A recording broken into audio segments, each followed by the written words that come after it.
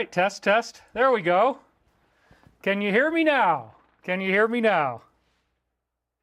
It looks like we got sound. Yeah, there was a big catastrophic fall. Okay, there we go. Sorry about that, everybody. It's typical negative grading, mate. That's what happens at the beginning of a show. Colin's own little thing here just fell down and it all went to hell in a handbasket, mate. But I was talking about crocodiles and how they've been circling around me this week, mate. It hasn't exactly been fun. I've actually had a very, very bad week in many ways, but I am sober.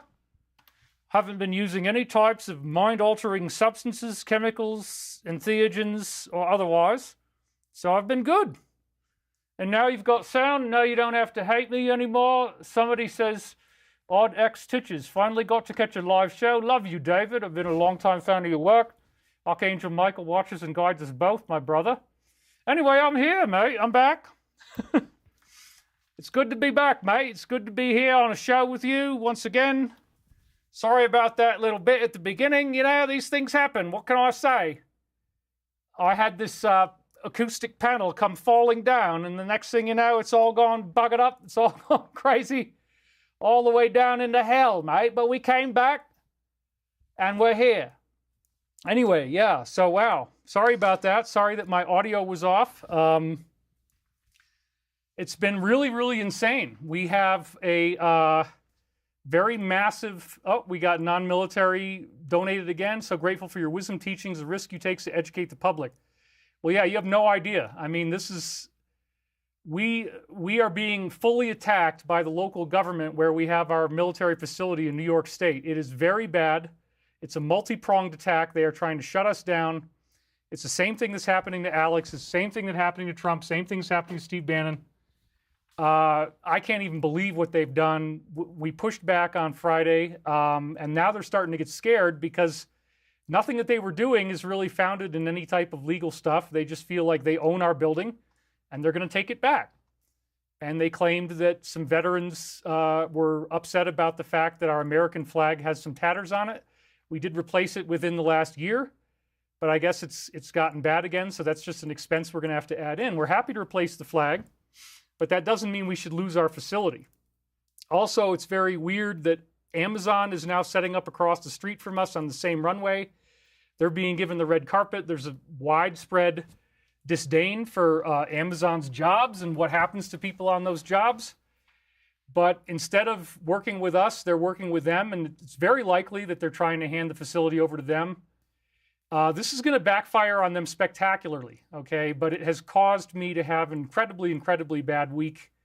All of my money has been put into this facility, and they're just acting like they can take it back from us. They're not going to pay anything for it.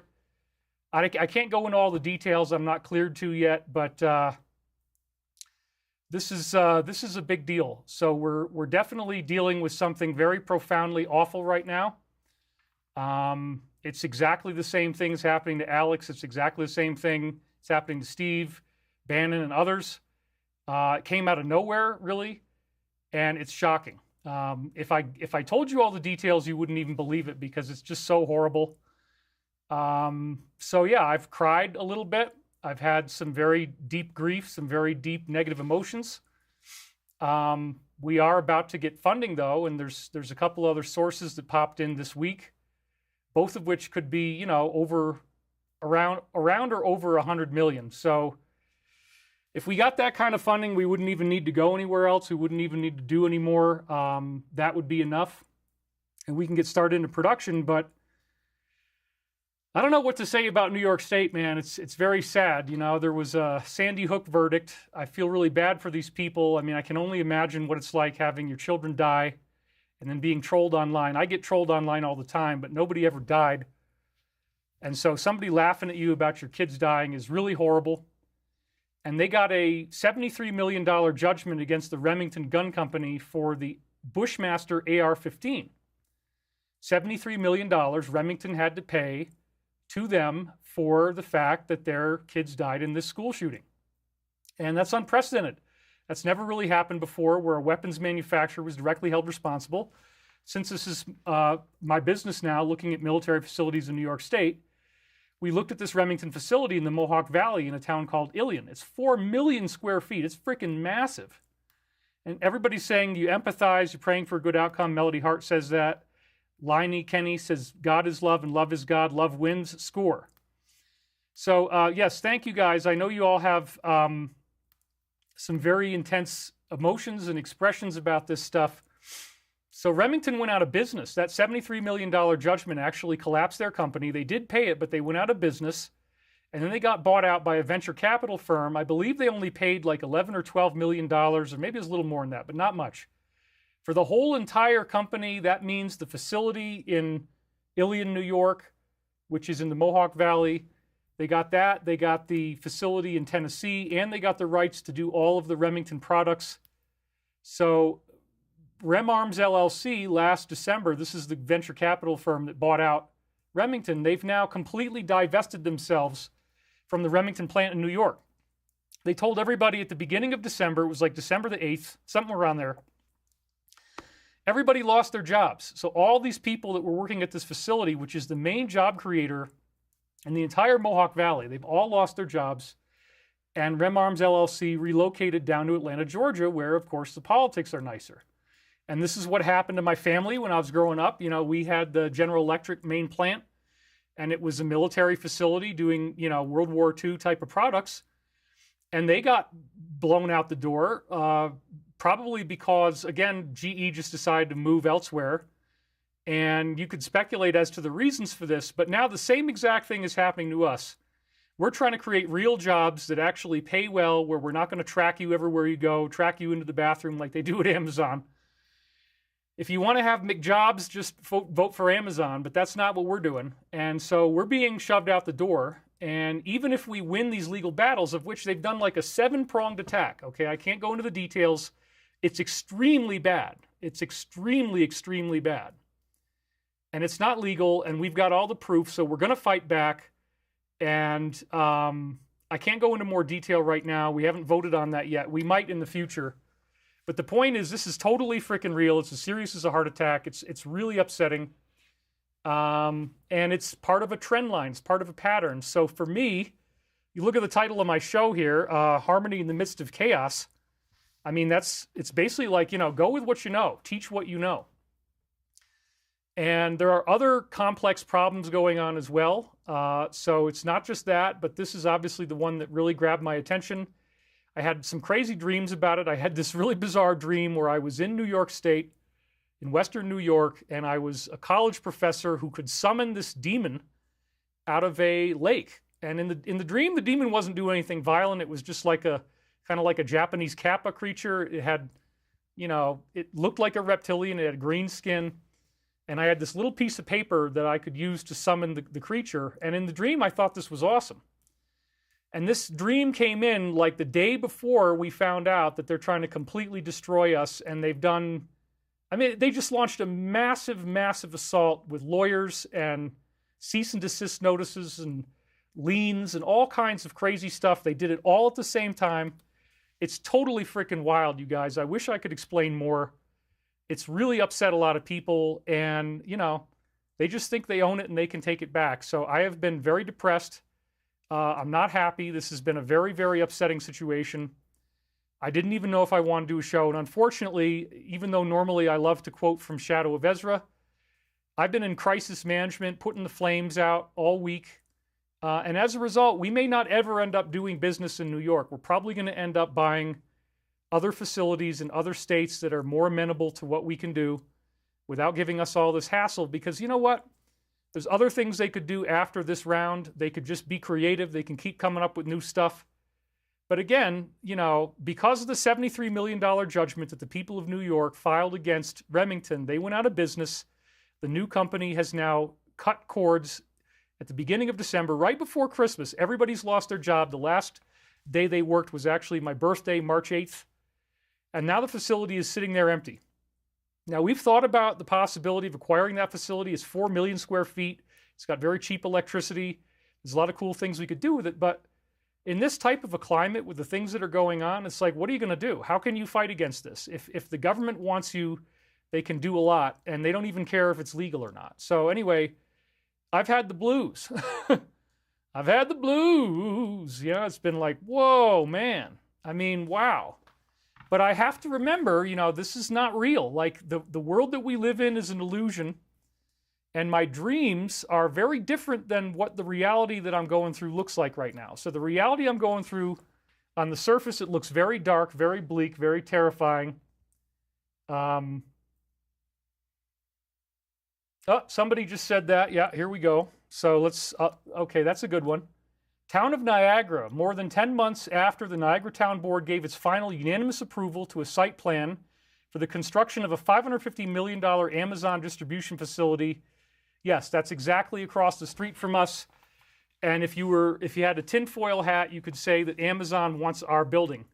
That would be a very reasonable assumption. And, you know, I'm not going to say they were bribed or anything. We have no proof of that, but it's very, very crazy because, okay, yeah, the flag is in tatters, but how does that give you the right to seize our building? So anyway, somebody says, come to Columbus, Ohio. We'll treat you, Chris and Stavati, right. Praying for you from the UK. How can we help you? Well, yes, I have been basically bailing out this facility in Niagara Falls with my own money that you guys have been giving me for 6 years. Pretty much nobody else has invested but me. It's essentially my building, if you want to look at it that way. I paid for it. I bought it.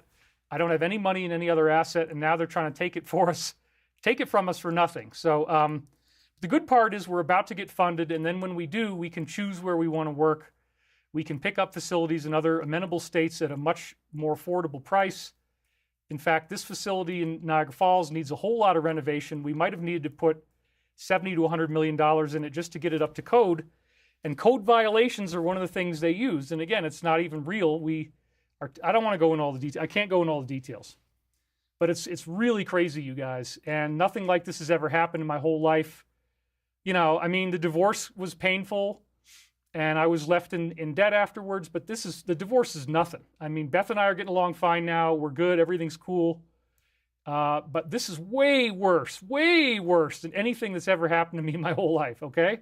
I just want to make that clear. I'm not going to talk about it anymore, but I want to focus on the topic. It's like, okay, the topic is harmony in the midst of chaos, and that's where I'm at right now. How do I create this? And in the process of creating it for myself, I said, well, you know, I doubt that most other people out there are having as much of a hard time as I am right now, or being as attacked as I am right now, or being as threatened on a multi-level as I am. But, you know, this gets me going back to my fundamentals. I go back to the basics. And as I was starting to say, my dreams have been incredible. I mean, okay, so we have all these potential lending sources. They're coming up. And if they come through, we're totally set. So it could be by next week we get money and everything's fine. You know, we're probably going to keep our facility in New York. We're not going to sell it, but we might not start working there right away either. It's really going to be up to them, and they've already shown their colors. I don't even know but what these people might lose office or end up being sued and potentially go to jail for what they've done. It's that bad. It's totally illegal. It's harassment. It's crazy, and we are not happy. And when they saw how hard we're going to push back on Friday, they started getting really scared. They started trying to appease us, but you guys have already done incredible damage. You've already done irreversible damage. So it's really intense. Christina says, living in the Mohawk Valley, it's madness here. I can't help financially. I'm sending lots of positive intentions and prayers your way for much success. That's Christina M. Makey Rolleveld says, that is tough, David, when you have to go up against Amazon. Hopefully your proper funding will come through soon. So yeah, this is wild. Somebody says they're praying for me. And so what we're going to do here is we're just doing all this good stuff for you guys. I want to do a really good show, but I have been so preoccupied with this. I have to apologize again to Shadow of Ezra, to the Alliance, because I don't have any Shadow of Ezra slides in there this week. So, and again, you know, when they try to do this kind of stuff, when they try to take you down, they try to use, you know, lawfare, whatever you want to call it, it starts to backfire. So, of course, what we've seen is that, you know, the Letitia James suit in New York was going after Trump. They wanted him to put in $500 million. They couldn't even find a bonding company to actually do it. They got it down to, like, I think 170 million. But they want to totally take all of his stuff away. It's the same thing. There's a pattern here. Trump and I are having very, very parallel karma. I mean, you know, he has multiple facilities, and I have this one facility. And, you know, it's all being threatened with complete seizure. It's very intense, to say the least. And then what we had more recently was, I mean, the one with the 500 million against Trump didn't really go anywhere, but the one with the 34 indictments did. And so part of that's the chaos part. But then they ended up creating a hero, and it had a very, very outrageous effect that nobody expected. As you can see right here, it's unprecedented. He's raised $400 million in 1 week. And that's what happens when you get people this upset. And even the black community is really speaking about this. Here's a beautiful black woman. And she said, well, first of all, let's read what the Wall Street apes had to say. It cannot be overstated how hard the political persecution of Trump has backfired on the Democrats. She says, do you know what Donald Trump, Rosa Parks, and Martin Luther King Jr. all have in common? They were all targeted and arrested by you-know-who. Dang. I mean, it's changing. The world is changing, and all of a sudden now they're saying, the Judge Merchan is saying, oh, you know, somebody leaked the judgment beforehand and there might be a mistrial. Well, I think it's pretty obvious that the real reason why that's happening is that the only thing they really care about is trying to create destruction. So they have 400 million reasons now to call this off, because the longer this goes on and they create more support and they create more fundraising, it's the opposite effect, obviously, of what they want to do. So as a result, I think that people are missing why. Okay, everybody's like, well, why are they trying to do a mistrial? No, they got 400 million reasons. Okay, that's why I believe this is happening. If you put your thinking cap on, you think about it pragmatically, it's like, yeah, you know, that makes a lot of sense. That's probably what this is. So anyway, in the process of this whole crazy ordeal that I've been through, I feel like I'm in good company, you know. It shows that I'm on the cutting edge. It shows that I'm doing the right stuff, and it shows that they're very scared. And as a result of being this scared, but it's so clumsy and so foolish. And the way in which they've been going about this is I don't know how stupid they thought we were, but we have all the paperwork. We have all the contracts. We can prove everything. We probably are going to go public. We got to have a vote on it, but it's very likely that I'll end up telling you exactly what happened, exactly what they did. There's like 7 different things. It's so crazy. It's just like, they just think they're God. They just think they can do anything. They're not going to get in trouble.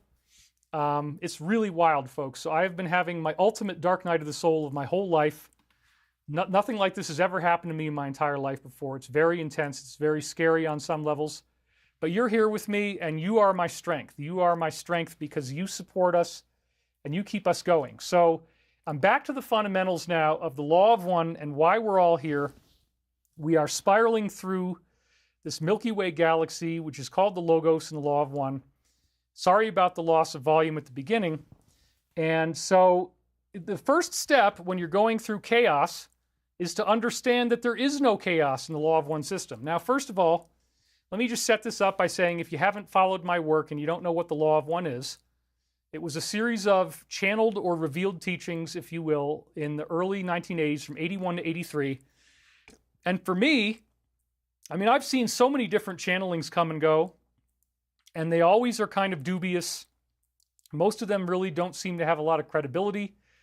And as a result, we're looking at this going, you know, where is the truth? Is there anybody who's actually done this right? Well, Edgar Cayce certainly did. He had 14,000 medical readings, and the success rate was like 99%. They diagnosed people's medical conditions. He's sitting there in Kentucky or Virginia or wherever he was, Ohio, and he diagnosed somebody halfway across the country. All they have to do is be there for the appointment. And then the next thing you know, he's telling them what's wrong with them medically, even though they don't say anything in the letter. They just give their name and address. He not only would diagnose the medical problem, but then he'd prescribe these strange treatments that nobody'd ever heard of before that actually did work. And so the Cayce readings demonstrated that channeling is real, that it can be done properly. The voice that would speak through him spoke as a we. Edgar would go under deep hypnosis when these readings were happening. He wouldn't remember anything when he woke up. His voice was talking as a we. They had this, they called themselves the source. And in certain cases, it identified as Archangel Michael, and then Cayce's body was literally levitating off of the table. And it was speaking in a voice that would rattle the walls, rattle the windows, and cause objects to fly through the air. Janet Levitt just donated prayers to the God of Abraham, Isaac, and David for you. Sorry, I can't even read. Prayers to the God of Abraham, Isaac, and Jacob for you, David. Thanks for keeping us informed. Please keep doing your Sunday lives. Well, yeah, this is very difficult. I have to say that running this company and being in crisis management, doing all this stuff, and then also doing a show every Sunday. I mean, the only time I was doing this before is when I had paid launches. I do 6 Sundays in a row, and that was the thing I was doing. We do have the most recent one of those at https://thedisclosure.com. And so there is the Sacred Science of Michael Prophecies there. That's the main video product. That is like a course, 11 videos, 10 and a half hours of content. And that is available. That's the best way you can support me right now. I am being financially attacked in every possible way. I'm being driven into total bankruptcy in every possible way. It's very, very intense. It's very scary. So thank you for your work helping us. And if you want the 7 books for $70 deal, just enter the discount code Revelation. And in that case, you only order just the one product, which is the books only. Wow, we just got 4 big donations in a row. Kathleen Malloy, thank you. Muggsy, D, and Patricia Whidbey. Who is they? I'm not even sure what I was talking about. Sorry. Do black people really have extraterrestrial ancestry? Yes, we all do. There's no native-born human, okay? We're all transplants from other places. And each of the major human races that we see on Earth, the racial categories, Asian, black, etc., all correspond to different extraterrestrial groups that came here and visited here. So getting back to the Law of One again, this is a source that came through in 3 years only, from 81 to 83. They did 106 question and answer sessions. It's the only other thing that I think is as credible as the Casey readings. So Casey was levitating. He spoke as Archangel Michael. Archangel Michael was, I said, shaking the walls. And then, of course, if you followed my previous videos, I have a very striking resemblance facially to Edgar Casey when he was my age. You can't even deny that. It's absolutely amazing. And the astrology is almost the same. It's the best astrological alignment in 157 years after Casey's death. Now, does that mean anything? Does that matter? Yeah. Astrology is a function of character in esoteric science. Mainstream would say, oh, I don't believe in astrology, that's all nonsense. But even if you go back and look at the founding fathers of science, like Isaac Newton, Newton was famous for responding to a hater about astrology by saying, I have studied these things, you have not. Non-military just did his 20th super chat donation. Thank you very much, non-military. I really appreciate this, you guys. You're so awesome, and you really have me supported. I feel like I'm in your arms now, because honestly, if I only look at the surface details of what's going on, it looks very bleak. It's very terrifying. But I know we're going to be okay, and I know everything's going to work out just fine. And that's why, again, I'm understanding that there is no chaos. So the Law of One is this amazing teaching resource that I've talked about the science of the Law of One for a long time. I've talked about the fact that there's hundreds of different things that they asserted about the universe being a conscious, sentient being, about DNA being a product of the quantum field, and these things are provable, and they're in the Law of One, but then the data to prove them came out after it was channeled. So for me, when you have such a holistic, integrated view, we got Damir Horvat donated. God bless you, mate, he says. Thank you very much, Damir. When you have this integrated, fascinating perspective, it's quite something. And they give us a very unique view of the universe in which nothing happens randomly. The universe is a loving construct. It's a one infinite creator. There's only identity. There's no other thing in the universe except for one consciousness. So you and I, as you're listening to these words and I'm talking to you, we're not actually even separate people. There's only one of us here. This is a very, very different way of thinking. And so I've constructed sort of the mother of all Law of One shows for you guys today. So if you love the Law of One, if you love this type of content, this is going to be incredible. We got 2 more donations coming in tomorrow. And Stephen W., thank you for showing up every weekend.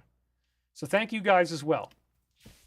So yeah, we're in an illusion. That's what they call it. And this is one of the big teachings we're going to go through today. And the other big teaching we're going to go through today is catalyst. What is catalyst?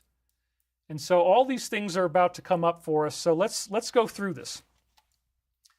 The law of one teaches us that there is only experience that creates movement and growth. There's no such thing as anything bad that really happens. Even if something appears to be bad, even if something appears to be chaotic, it's really not. 2 more donations, F35X2 and Dom, thank you both. So this is incredible. There we go. You can see them going on up there. I really appreciate your super chats. I really appreciate your financial support. We need it more than ever at this point, and this is not a joke. So thank you. And again, the best way you can do this is to help me is to go to thedisclosure.com and order the products. And we're going to be fine. I mean, my dreams have been very positive. They've been telling me everything's going to be okay. And despite having the worst stress and betrayal of my whole life, I'm in a very good space sobriety-wise. I'm not craving any medication anymore. My PTSD is way down. So that's all great. I feel really good overall in my body. I'm getting more and more massage done. I had 2 really intense treatments this past week. I'm getting through to the core injuries. I'm really getting to the bottom of this and fixing everything. Allison Carr, thank you. So somebody said you missed Christina. Yeah, I'm sorry if I miss anybody who's donating. I can't get all of you guys, but I do appreciate your help very much. So I want to talk about this idea that there is only experience that creates movement and growth. There's really no bad stuff that happens in the law of one system. We're all going to end up okay. Even if you're in a really bad situation, even if it looks like you're going to die. I mean, even if you die, it doesn't matter, right? So if it doesn't kill you, it makes you stronger. And if it does kill you, you're just going on to the next game anyway. Stefan R. just donated $50. We love you, David. We're always here with you. You're an amazing person. I'm so grateful for your presence on Earth with us during this ascension. Thank you, Stefan. I really appreciate that. So there's only experience that creates movement and growth. And in the law of one system, chaotic experience is called catalyst. So catalyst is a strange word. And in the law of one, it has a very specific definition that means, we're going to see some of the definitions in the slides here, but catalyst means things that cause you to be upset or things that cause you to move towards the light. So there's a really essential principle that the law of one teaches. I'm feeling like using the close-up today. Whatever, it's okay. So catalyst repeats until it is no longer useful. So chaotic experience is called catalyst, and catalyst only repeats until it's no longer useful. Kayla Rosen, Denise Layton both donated $19.99 at the same time. Thank you guys very much. Appreciate that. So it only repeats until it's no longer useful. Well, what does useful mean? Well, if it pisses you off, it's useful. So the whole point of why we're here, according to the law of one, it's very different than the idea of God as a comforter, the idea that God is, if you get saved by the light or saved by Jesus, that you just now have this amazing life because now you have God's grace and nothing bad is going to happen to you. Richard Lowhouse, thank you very much for the donation. So instead of that happening, what if it's making you upset? What if something bad happens to you, it makes you upset? Well, in the law of one system, ultimately, you're supposed to be able to take the lumps that life gives you and see the higher perspective, understand that even if you die, you're just going into another level of existence. There is no death. We are immortal, and we're all going to have a perfect reunion with the one infinite creator. And our planet as a whole is going into something called fourth density, which is ascension. It's this change in our whole way of life, a change in our bodies. I'm going to have a quote on that today. And so there is really no negative experience. There's only experience that creates movement and growth. And catalyst only repeats as long as it's useful.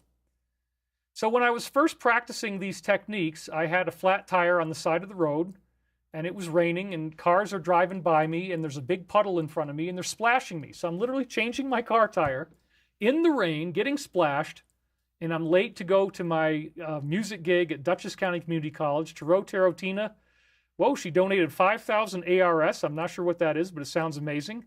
I love DW and sending you the biggest hug you can have. Thank you very much, Tarotina. Hopefully ARSs are worth something. I'm just joking. No, Tarot and I have a really good relationship here. She's here every week. She's here at the beginning, and I feel really great about her presence. So thank you, Tarotina. So I'm out there changing my tire, getting splashed on. I said, you know what? If I don't want to have this happen to me again, then I shouldn't get mad. I got to just accept I'm in the moment of being rained on, I'm in the moment of being splashed on, and I'm in the moment of changing a car tire on the side of the road. I had the same thing happen when I was working these minimum wage jobs. I had a job for a publishing company, and I was just doing basic 10-key data entry on the little 10-key keypad on the side of the keyboard. There was some typing too, but it was mostly 10-key. Kenny Reynolds, thank you very much, $50. He says, super effective. So yes, I was doing this job, and I said, you know what? I don't want to hate this job, because if I keep hating the job, then it's going to keep repeating. Because if I hate the job, then by law of one definition, it's useful. Catalyst will only repeat until it is no longer useful. So I'm going to keep having these terrible jobs that don't pay me any money until it's no longer useful to me, which means I can't be moved away from oneness. This is a very important point. Oneness is the goal. To have forgiveness, to have compassion, to have loving consciousness. This is our goal. And so in order to keep that state of consciousness going, catalyst is applied. So each time that something happens that would upset you, each time something happens that would cause you to suffer, if it's causing you to suffer, it's useful. But then if you no longer have anything in your mind but love, the law of one says the catalyst will not repeat anymore. So sure enough, I've never had to change a tire in the rain again, and I never had another minimum wage job like that again. I ended up doing readings for people and doing the career that I have now. So the trick is that you have to align yourself with this loving consciousness to such a degree that you are not moved by catalyst. That, you know, it's a chaotic experience, but not really. It's only a chaotic experience if you choose to interpret it that way. So again, I talked about last week the Buddha and how he got slapped across the face by one of his chelas, and then he just goes, thank you for balancing the karma between us. Now that's exactly what you're supposed to have. If you really have this nailed down, then you're in such a state of bliss consciousness all the time that anything that happens to you that's negative, it rolls right off your back and you don't get upset.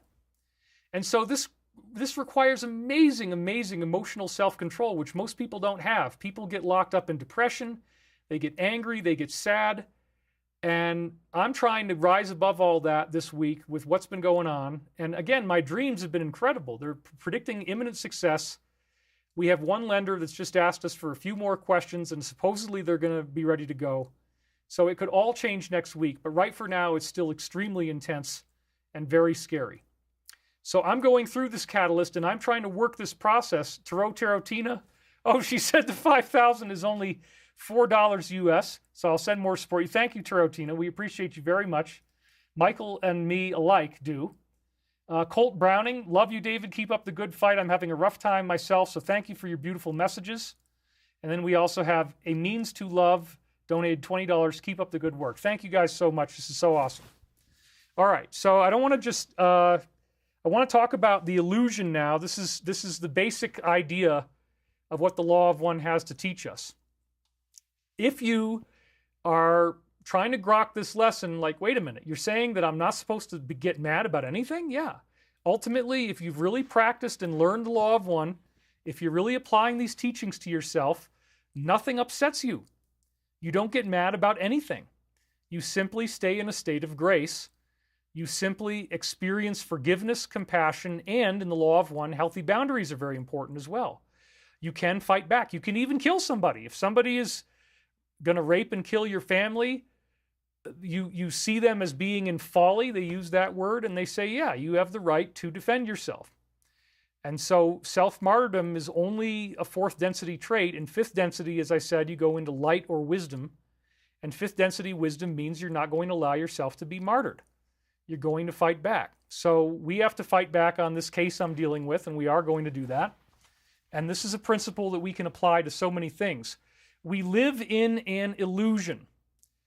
We are very captivated by the illusion. We think that this is real. We think that if we die here, that we don't know what's going to happen. We don't know where we're going. We don't know if there's any life after this, or whether we're just, going to disappear into mysterious blackness, never to return. That's a typical example of someone who's captivated by the illusion. The illusion also very importantly has to do with being captivated by the idea that the authorities in our world are to be trusted, that when you turn on the TV, they're telling you the truth. When they advertise a pharmaceutical product to you, they're telling you the truth, or that the side effects are not really going to be that bad. Or the illusion might be that the government has your best interest in mind, that they actually want to help you, and that if they tell you that this particular drug is going to make you healthy and protect you from this terrifying disease, if you live in the illusion, then you believe that's true. So the COVID drama has actually broken down the illusion for many people. The illusion is, again, the idea that the authorities are to be trusted, that there's no really bad evil going on in the world, there's nothing that intense happening that's bad, and all we really have is just people you can trust, and if they tell you something, it's true, it's not a lie. But if you look at this $400 million that Trump raised in a week, the illusion is breaking down. That's what that means. People are seeing, wait a minute, why are they going after this guy so much? Why are they trying to shoot him with 34 indictments? They don't even have to agree on what it is.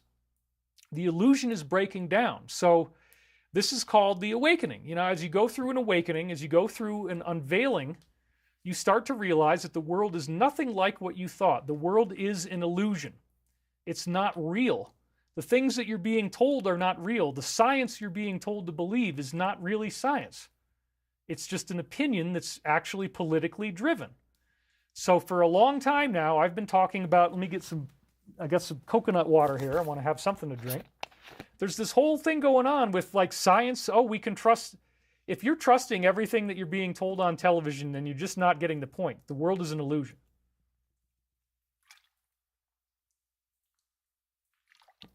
So for me, the first thing that broke through the illusion was this concept of being a wanderer. A wanderer, by law of one definition, is an ET soul who came here to Earth to help us evolve. And that is a very strange concept. An ET would also be an angel. So I'm saying these are positive angelic souls. In the law of one, we're only in third density, and it's like in a video game where you clear one board and then you go to a whole new game universe and everything looks different. The law of one tells us that that's going to happen to us. We're going to go into something called fourth density, and that fourth density shift is huge. It's an ascension. You actually gain a light body. You have telekinesis. You can create objects with thought, even life forms with thought, and you're going to have miracles that dwarf those of Jesus. And again, I love quoting John 14:12, where Jesus said, as I do these things, which is his miracles, including raising Lazarus from the dead, walking on water, turning water into wine, healing the blind and the sick, all this kind of stuff. As I do these things, so shall you do these things and greater things, for I go unto my Father. So that's a very, very powerful realization.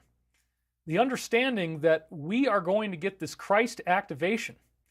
According to the Casey readings, he said Christ is our elder brother. He was the way shower. It's not just that we're supposed to only worship Christ and say that he's something that we're never going to become. He is the pattern. That's another thing they said, the Christ pattern. He is the pattern of what we're all going to go through. So in that sense, we are going through a global crucifixion process. And the Casey readings said some very beautiful things about Jesus' crucifixion. He was laughing and joking on the way to the cross as people were whipping him, as he was bleeding, as the nails were being driven into his hands. He wasn't screaming and crying and, like you typically see in a movie. He was laughing and joking the whole time. That's exactly what I'm talking about. That's the perfection. It's also called the great perfection, right? Catalyst will repeat until it's no longer useful. And if it's useful to you, it upsets you. Once something that would normally upset people doesn't upset you, you have attained the true Christ consciousness, the true law of one. So Christ had no negative reactions as he was going to the cross. And I mean, he finally did when he was up there and he said, Father, let this cup pass from me. And it was in the final forgiveness of his own enemies that he then achieved this ascension. And he decided to go through with the whole process. He could have stopped it, but he didn't. So that's a really beautiful metaphor. And again, Christ is the pattern. So that means that we are all going through a crucifixion, as I've had this past week. And the whole point, again, is to not get upset. You don't want to be angry. You don't want to be sad. You want to try to stay in loving consciousness and recognize all of this catalyst that's happening on Earth right now is intended to stimulate our evolution. It had just the opposite effect on Trump. $400 million is just massive. It's unprecedented in history. And so now, yeah, they're going to probably declare a mistrial because they've got to try to stop this momentum. They've got to try to stop this fundraising. And creating damage is all this was ever really about in the first place. So again, the first thing that really cracked through the illusion for me was seeing that, what they're telling us on television is not true. Gulf War I came around 1991, and we were told that if Saddam Hussein, attacked Kuwait, that everybody was going to get involved and it was going to be World War III. The media pumped this up for months. Well, that didn't happen. We didn't have World War III. Yes, there was an Iraq war. Yes, multiple countries sent their troops into Iraq to fight, but there was no World War III. And so right away, it's like, wait a minute. They were telling me something. They pumped up all this fear, and it didn't really happen. I ended up hating the television. I stopped watching television in 1991 when I went to college, and I never really went back. I've been watching certain television shows and movies now after not doing it for the whole time since my divorce. And, there's a lot of illusion. The world is not what we think. If you believe that you're not going to be subject to karma, that you can get away with being evil, this is essentially what the negative forces on Earth are doing. They think they can get away with this stuff, and they have their own philosophy where they think they're like a natural force, like a wildfire. And they don't have to worry. Well, fire is not guilty if it burns your house down. It's just a fire. We're just like a natural force. We're just doing what we're supposed to do. Well, no, it's different when you're a human being. You're governed by the law of free will. And so I felt very out of place on Earth. I felt very isolated. I felt very alone. I didn't feel like I belonged anywhere. I didn't feel like I had any friends. I didn't trust people to be nice to me because I kept getting betrayed. I had a lot of bad things happen in high school. People that really lied to me, and I was bullied very extensively as a child. I was overweight back when it wasn't something that happened to most people. I was one of the only fat kids in school from like 6th grade up through 9th grade. And then in 10th grade, midway through, is when I started to lose weight. I lost 85 pounds. And I never gained it back. So when I got into college, I went through this whole process of getting sober and having a spiritual awakening. I started to read all these books, and I became more and more awake and more convinced that, we are subject to vast spiritual laws. There are angelic beings that are guiding us and guiding our evolution. And unfortunately, hardly anybody believes this. People just think that if they have a car crash, or they break their leg, or they cut open their finger with a knife when they're cutting tomatoes, that's all random. So people would think I was naive. I'd get insulted because I believe that if something happens to me, there's a reason for it. I don't think of catalyst as random. So by the time the Law of One showed up, and I started to read it in 1996, I was really ready to adopt a much more expansive metaphysical worldview, because that's what I was really living with. I was living in this idea that the universe is a hologram, and that we are being shown what we create. If we create pain for others, we will experience pain. If we make other people sad, something will happen that makes us sad. And these are absolute laws. There is nothing you can do to get around them. There is no way around this stuff. So I was very aware that I have a different perspective from other people. I'm a very unique soul. I have my own unique perspective. And I found this material on wanderers, ET souls or angelic souls volunteering to help. It was this book by Dr. Scott Mandelker. He had a PhD. I said, wow, that's pretty cool. So it actually says here, from elsewhere, the subculture of those who claim to be of non-earthly origins. And then on the bottom it says, being ET in America. When I first saw this book, I actually laughed and snarked at it. I said, oh, come on, the subculture of people claim, what subculture? Non-earthly origins? Give me a break. You're born from your mother. Everybody's human. Everybody came out of a womb. That's just the way life is. Well, then I started to actually look in the back of the book and realize, no, they're talking about your soul. They're talking about the idea that your soul might have come from a different place than other people's souls. That some people's souls come from a higher dimension, and that you are here to help. And you're not going to fit in. You're going to have these characteristics, which I'm about to read. But the point is, you don't get to remember who you are. You are essentially going through something called the forgetting. So you're a very advanced person. You're very spiritual. You're very keyed in to metaphysical realities. You understand the world is an illusion. You're not buying all the bullshit that they sell you on television. You're not going to fall for it. But you don't understand why you don't fit in and why you feel so alone. And so this book is actually describing that there is an awakening process you can go through where you can actually become conscious that, yes, I am an angelic soul. Yes, my soul is from elsewhere.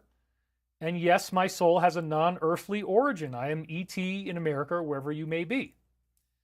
So this was a very fascinating concept. But again, I laughed at the book at first. I thought this sounds crazy. But then I went to the back, and in Appendix 2, he had a Wanderer questionnaire. And this is the thing that really cracked open my skull to my awakening. This was my moment where I really broke through and realized that the world is an illusion. So let's go through all the questions I originally read. So the first set of questions is about your childhood. And I'm going to answer these for myself, and I want you to answer these for yourself as we're doing this. Did you often think about, daydream, or fantasize about ETs, UFOs, and other worlds? Absolutely. You saw the stories I was writing.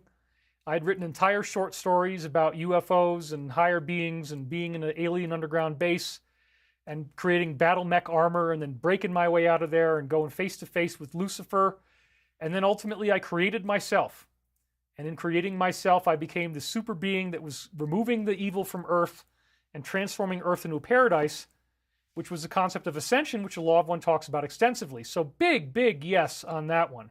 Absolutely, I daydreamed and fantasized about ETs and UFOs. Second question, did you feel like ordinary things around you were somehow strange, like your own human body? Yes, that's true. I got really tripped out by my teeth. When I was on psychedelics one time, I was like, oh my God, there's bones coming out of my skin. This is crazy. Maybe I had been in another form where skeleton doesn't come out of your skin. I don't know. The human body, the color of the sky, I never had that particular one. Trees and nature, I would really be very interested in trees. I got very interested in trees. Human architecture and adults, did they feel strange? Absolutely. So once again, everything on this, I said yes, yes, yes. The whole world seems off to me. People seem very ignorant. They don't have enough wisdom. They don't see obvious things like karma. They don't see that they're being lied to by the television. They trust the government. That's a big mistake. It can get you killed, and that's not where I'm coming from.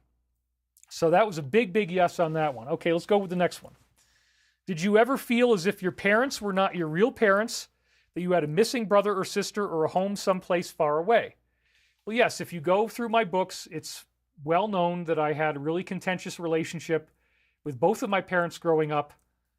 I've since worked it out with them. We get along fine now, but I was a hard kid. You would not want to have me as your kid if you were my parents, because I fought back. I got angry. I was getting in trouble. I was, getting in trouble at school. I was using marijuana starting when I was 15 years old, which wasn't supposed to be, legal, and it wasn't. So these were, but now it turns out that, cannabis treats PTSD. I had massive PTSD. Even worse than what was happening at home was what was going on in school. I was constantly being bullied. There were all these people who hated me for being smart. They hated me for being able to spell all the words correctly. They hated me for getting A's on all my papers. School was just too easy. That's why I ended up in a gifted children's program. So I had these dreams of who I now know to be Archangel Michael, which were these parallel life experiences. It turns out they weren't dreams. I was having UFO contact. I was getting taken away from my home for long periods of time and then brought back to the moment I left. And this is actually a standard thing that can happen to lots of people. Well, it was happening to me. And as a result of these things happening to me, I had these profound dreams where after Star Wars came out in 1977, it became Obi-Wan Kenobi. And I would have prolonged memories of these conversations, and this being, who I now know to be Archangel Michael, I felt much closer to Archangel Michael than I did to my own parents. My own parents would tell me no. They would yell at me sometimes. They would get mad at me. I got spanked as a kid if I got in trouble, only by my mother, but I did get spankings. And so, you know, I went through typical stuff for that time in the 1970s. And, you know, I had a lot of arguments with my parents. I was put through very stern discipline. Both of my parents felt like I never really was good enough. They were always, you know, criticizing me, and I was always on the ropes. I was always having to apologize. I was always not getting good enough grades. I wasn't behaving well enough. I was in trouble. I was considered a disappointment and a failure. It seemed that way. I mean, now I see it differently. I understand that the discipline they were giving me was very important. It made me into who I am now. So I'm not faulting my parents. And I get along very well with both my parents now. But the point was, as a kid, I really did not enjoy my life very much. And then the kids in school were terrible to me. But when I had these dreams with Archangel Michael, I felt like, here's my real dad. Here's my real parent. So yes, absolutely, this question. So all three of these right off the bat, I was like, whoa, how in the hell did somebody come up with this? Because it's exactly describing me. Next one. Did you have magical dreams of flying? Yes. Invisible spirit friends? Yes. Or receiving special guidance and protection? Yes, I just talked about that. Did you look up at the night sky with longing and sometimes say, take me home? Why am I here? Or ask, why do I feel so alone? Yes, I did. All the time. So even by this point, as I'm reading this questionnaire, I'm freaked out. I'm like, this is some random book at, you know, Borders bookstore on Wolf Road in Albany, New York. I drove in there. This is where I considered these the headlines, whatever the new UFO books were. That's what I wanted to read. I didn't watch TV at all. I hated it. I'm like, these guys are just lying. Everything they say is a freaking lie. Nothing on TV is true. It's all manipulation. It's all propaganda. It's all BS, and I am not going for it. I just don't like it. I don't want to look at it. I can't stand watching these newscasters lying to my face, and they lie with such confidence. But I know that it's BS. I know this is BS. So yeah, I said, take me home. Why am I here? Why do I feel so alone? Absolutely. Then the next one. In your personality, are you kind, gentle, peaceful, and non-aggressive? Not just sometimes, but almost always. Yes, absolutely 100%. The reason why bullies would come after me is I didn't fight back, and they love that. If you're peaceful and non-aggressive, if you're always trying to take personal responsibility for why they're attacking you, look, the bottom line is some people just hate you for being smarter or looking better or being more successful. It can be anything. Why is it that lottery winners end up being suicidal and wishing they'd never got the money? Because they lose all their friends and everybody gets mad at them and everybody gets jealous and everybody wants to steal their money. So now they feel like they can't talk to anybody. And even rich people will try to rip you off. If you think, oh, well, if I'm rich now, I can hang around with a rich, that's not true at all. Rich people are some of the worst in terms of rip-offs because maybe they played dirty to get rich. You know, a lot of people do. So you can't assume just if you win the lottery that, oh, well, let me just go to a country club and I'll hang out with these. No. You get scammed much worse by rich people even than regular people in a lot of cases. That's actually true. So big yes on that one. Tiger and Leon said Archangel Michael's not one entity, it's many.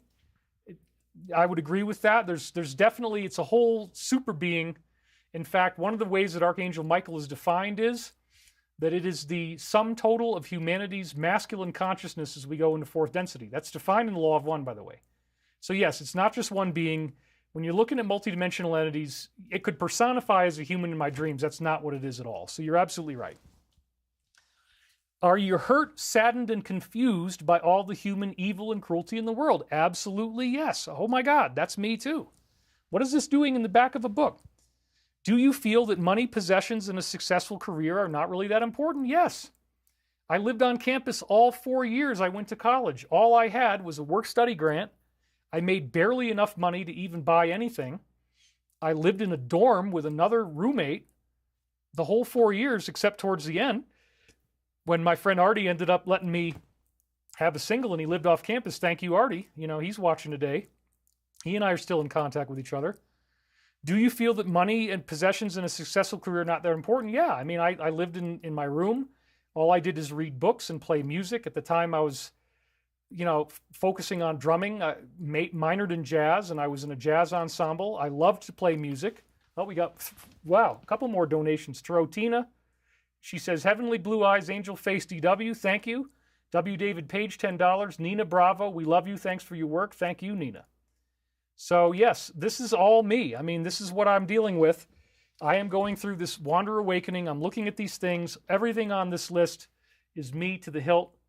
And it was just incredible. Tarotina just donated again. Thank you very much. Now we know that $5,000 is actually $4. So that's good to know. I'm not going to count my money and assume something's happening. But anyway, thank you, Tarotina, and thanks everybody for donating. So by this point, I'm going, whoa, how is it possible that this one questionnaire has got so many things about me absolutely right? And it goes on. Let's keep going. Do you sometimes feel more comfortable with plants and animals than with people? Yes, everybody was mean to me. I didn't get along with other people very well because they kept screwing me, you know? And then it says, oh, we got non-military donated again. Can you explain the Egyptian tarot card mystery symbols of the choice? We'll do that at some point, not today. I got a lot of material to go through. Are you generally sensitive, considerate, generous, and concerned about others around you? Yes. So I'm just scoring like 100% on every single question in this random book in the store. Wow, what's going on here? I'm cracking through the illusion, okay? Have you felt different, out of place, or somewhat alienated from human society all your life? Yes, I've already explained that. Have you had dreams, visions, or sightings of UFOs that inspired real spiritual growth? Absolutely, you read my stuff. Have you had dramatic dreams of earth changes, geological and social upheaval, the end of the world, or future civilization? 1,000%. I had one dream after another about disaster, earth changes, chaos, just terrifying, terrifying situations I'd go through in my dreams. And it's like, wait a minute, all this stuff is in this one list in this book? Who is this guy? Who is Dr. Scott Mandelker? How does he know so much about me? Nobody's ever profiled me like this before. Nobody's ever come up with such a psychologically invasive, perfect description of who I am. I mean, every single thing on this list, you guys, is like amazingly accurate. Yes, I've felt different, out of place. Yes, I've had dreams, visions, sightings of UFOs. Yes, I've had so many terrifying dreams of the end of the world, volcanoes, tsunamis, pole shift. I was all into this. I was reading these books like crazy in college, long before I got to the Law of One, long before I found this in 1995. This is the year I found this book. Let's keep going. Now, this is only for one type of wanderer, but it also applies to me. If you don't have this, it's okay. You could still be a wanderer. Are you logical, scientific, non-emotional, and somewhat confused by hot passion and desire? Absolutely yes. I never really got the gist of romance. It didn't quite work out for me. You know, I just had, and, you know, you could say that's parallel life trauma from having been abused in satanic stuff that was happening to me. That was part of it too, because I had karma from other lifetimes that I had to burn off in a very, very dramatic way. But yes, I've always been logical and scientific. I always kind of looked at people who got, you know, overly emotional about anything. Nothing really got me that emotional. My mother said as a kid, I just didn't cry hardly at all. There was hardly any crying as a baby. I just always was kind of looking at you with a very serene look on my face. And I couldn't understand why people would get so upset. When I had my first girlfriend, we started having fighting. I said, why in the world is she doing this? This doesn't even make sense. She's so mean to me, and I'm just doing the best I can to be as loving as possible. And she even told me one time, if you hit me, I wouldn't get mad at you. I'm like, oh my God, what are you even saying? I would never hit you. So like, you know, I could not understand where people are coming from. So this absolutely fit for me. Have you had a clear and uplifting contact with benevolent, kind, and highly evolved ETs? Well, not in person, no, but in dreams, absolutely yes. So this, again, it wasn't like a perfect fit because it hadn't been in person, but I definitely had had these types of experiences, so we could say yes to that one as well. Okay, here's more. Are you interested in science fiction, epic fantasy, angels, high technology, and world prophecy? All of the above. I wrote science fiction novels. I wrote fantasy novels. In my novels, there are angels. In my novels, there are high technology. And I had that Earth as an Experimenter essay, which was a prophecy, that there was going to be this false food pellet that, you know, they're going to tell you to take it, but if you take it, it's going to be dangerous and you might die. So, you know, that ends up being this amazing prophecy of stuff that we're now going through. And I read that to you. I mean, that alone, That creates my bona fides as a prophet, no matter what. You cannot get around Earth as an experimenter, that it is a shockingly accurate depiction that the creator, which I call the experimenter in the story, is going to allow these false food pellets to be given out. Some people are going to take it and some people are not, but it's not the real solution to the problem. The real solution to the problem is ascension, realizing that we're all here to love one another and not fight over my God is better than your God, not fight over religion. So this was an absolute yes. Estelle Paradis donated 100 Canadian. Thank you very much. Maltz says, this is ridiculous. If you think it's ridiculous, then why are you still watching? You know, there's plenty of good content, but we got 4,000 people watching live right now. There's always going to be some trolls, and we're really not that concerned. Sorry, we're just not that concerned. So, this is for people who like this kind of content. If you don't like this content, you can watch something else. Are you interested in Atlantis, Lemuria, channeling, pyramids, New Age ideas, and UFOs? Absolutely yes. As I've said, all my stories have this stuff in there. And I was reading about Atlantis. As I read this, I was already getting books on Atlantis. Are you interested in meditation, alternative healing, or bringing love and light to the world? Once again, absolutely. I read multiple books in college on meditation, multiple books on alternative healing. And again, the reason I'm giving you all this now is that if these questions are resonating for you as well, and they probably are, or you wouldn't be watching unless you're Maltz and, oh, this is ridiculous. Okay, you don't have to be here. But something's keeping you watching. Something's keeping you interested nonetheless. Well, if this is the way you are, then it turns out that your soul is angelic and that you're here to help humanity. And you're never really going to feel happy because you're not in your native form. You remember being a super being with superpowers. You don't have your powers here. That's part of the contract that you have to go through. So living here can be very sad because you don't really remember what you are. And you have to go through a lot of misery and a lot of sadness. So yes, and we got, whoa, a bunch of donations came up. Tarot Tarotina again, Tranquility Harmony. Thank you guys very much for all that. So again, you know, interested in meditation? Yes. Interested in alternative healing? Yes. Bring love and light to the world? Yes. Every single thing. How did he get this? How did he describe me so accurately? Do you believe human society is ignorant of the spiritual truths that you know to be true? Yeah, I already talked about how I'm watching television. It's like, this is ridiculous. How can they not understand karma? If they're lying to you, they're going to get caught. If they're making wars on false pretenses, and, you know, they told Saddam Hussein apparently go ahead and attack Kuwait, and then once he did, then they go after him. They just set him up. Why? Because they needed a war. Why would they need a war? What could possibly be a reason why they want to have a war? Well, we know. The war created an opportunity to seize oil fields, which create money, and they invaded Afghanistan, which allowed them to seize poppy fields that create heroin, which is the drug business. So war makes money, and that's something they're not going to tell you. So yes, human society is ignorant, and I could not believe how many people trusted. And then, you know, when September comes around in 2001, and the whole sequence with the two towers going down, I'm like, you think they just fell down? You think that an airplane hit it, and it catches on fire, and the steel-reinforced building just collapses into its own footprint at free fall speed. And then another one, Building 9, goes at free fall speed. It collapses in 9 seconds, and there was no actual impact. It just does a giddy-on up and collapses down. And so, no, this is like controlled demolition. And then people are just believing what they said on television. I could not understand, like, how could you be so stupid as to not see what this is? And then again with the COVID thing, how could you possibly think this is all just you know, first of all, how do you think it's random that it just popped up out of nowhere? Why do you believe them that this thing is so dangerous? It really isn't. And then how in the world would you allow them to put something in your body and you're just going to trust them, especially after what happened in 2001, September? You're just going to trust them that, oh yeah, you know, they have my best interest in mind. It's just this thing I need to do to be safe. No. No. So this is the awakening. As you're learning this, you're realizing the world is an illusion. The world is not what you think it is. It's not real. The stuff that you're being told is not true. And so that's a very upsetting process. And Catalyst will repeat on a planetary level until it's no longer useful. We're about to get to the point where even if you don't believe that there's a deep state or any type of negativity going on, you're going to find out. You're not going to have the option to say no to the truth. You're going to have to look at the truth. There are going to be many people who are incredibly upset and they're going to need to find harmony in the midst of chaos. They're going to feel very afraid. They're going to feel terrified. They're not going to know what the heck this means.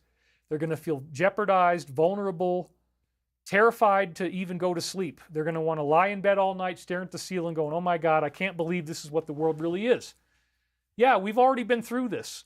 Somebody like me, I went through this a long time ago. I stopped watching television. I saw the whole thing was propaganda. I'm like, I am not subjecting myself to these lies, lies, lies. So by the time 2001 came along, lie, lie, lie. Why are you telling us it was done with Arabs with box cutters?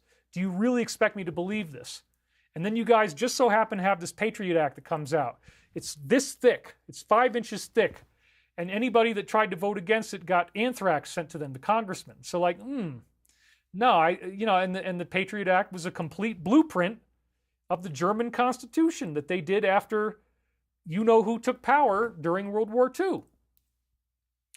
And it all comes out just like, oh, bam, they got this 5-inch stack thick, it's a blueprint to take over the Constitution, destroy the Constitution. Oh, no big deal, well, yeah, it's a big deal.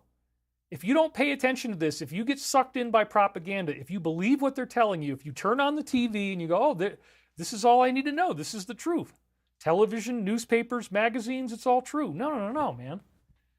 That's going to get you killed. More now than ever. So yes, again, human society is ignorant of the spiritual truths.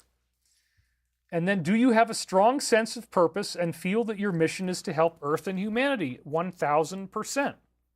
1,000%. So, every single question on the entire list I got correct.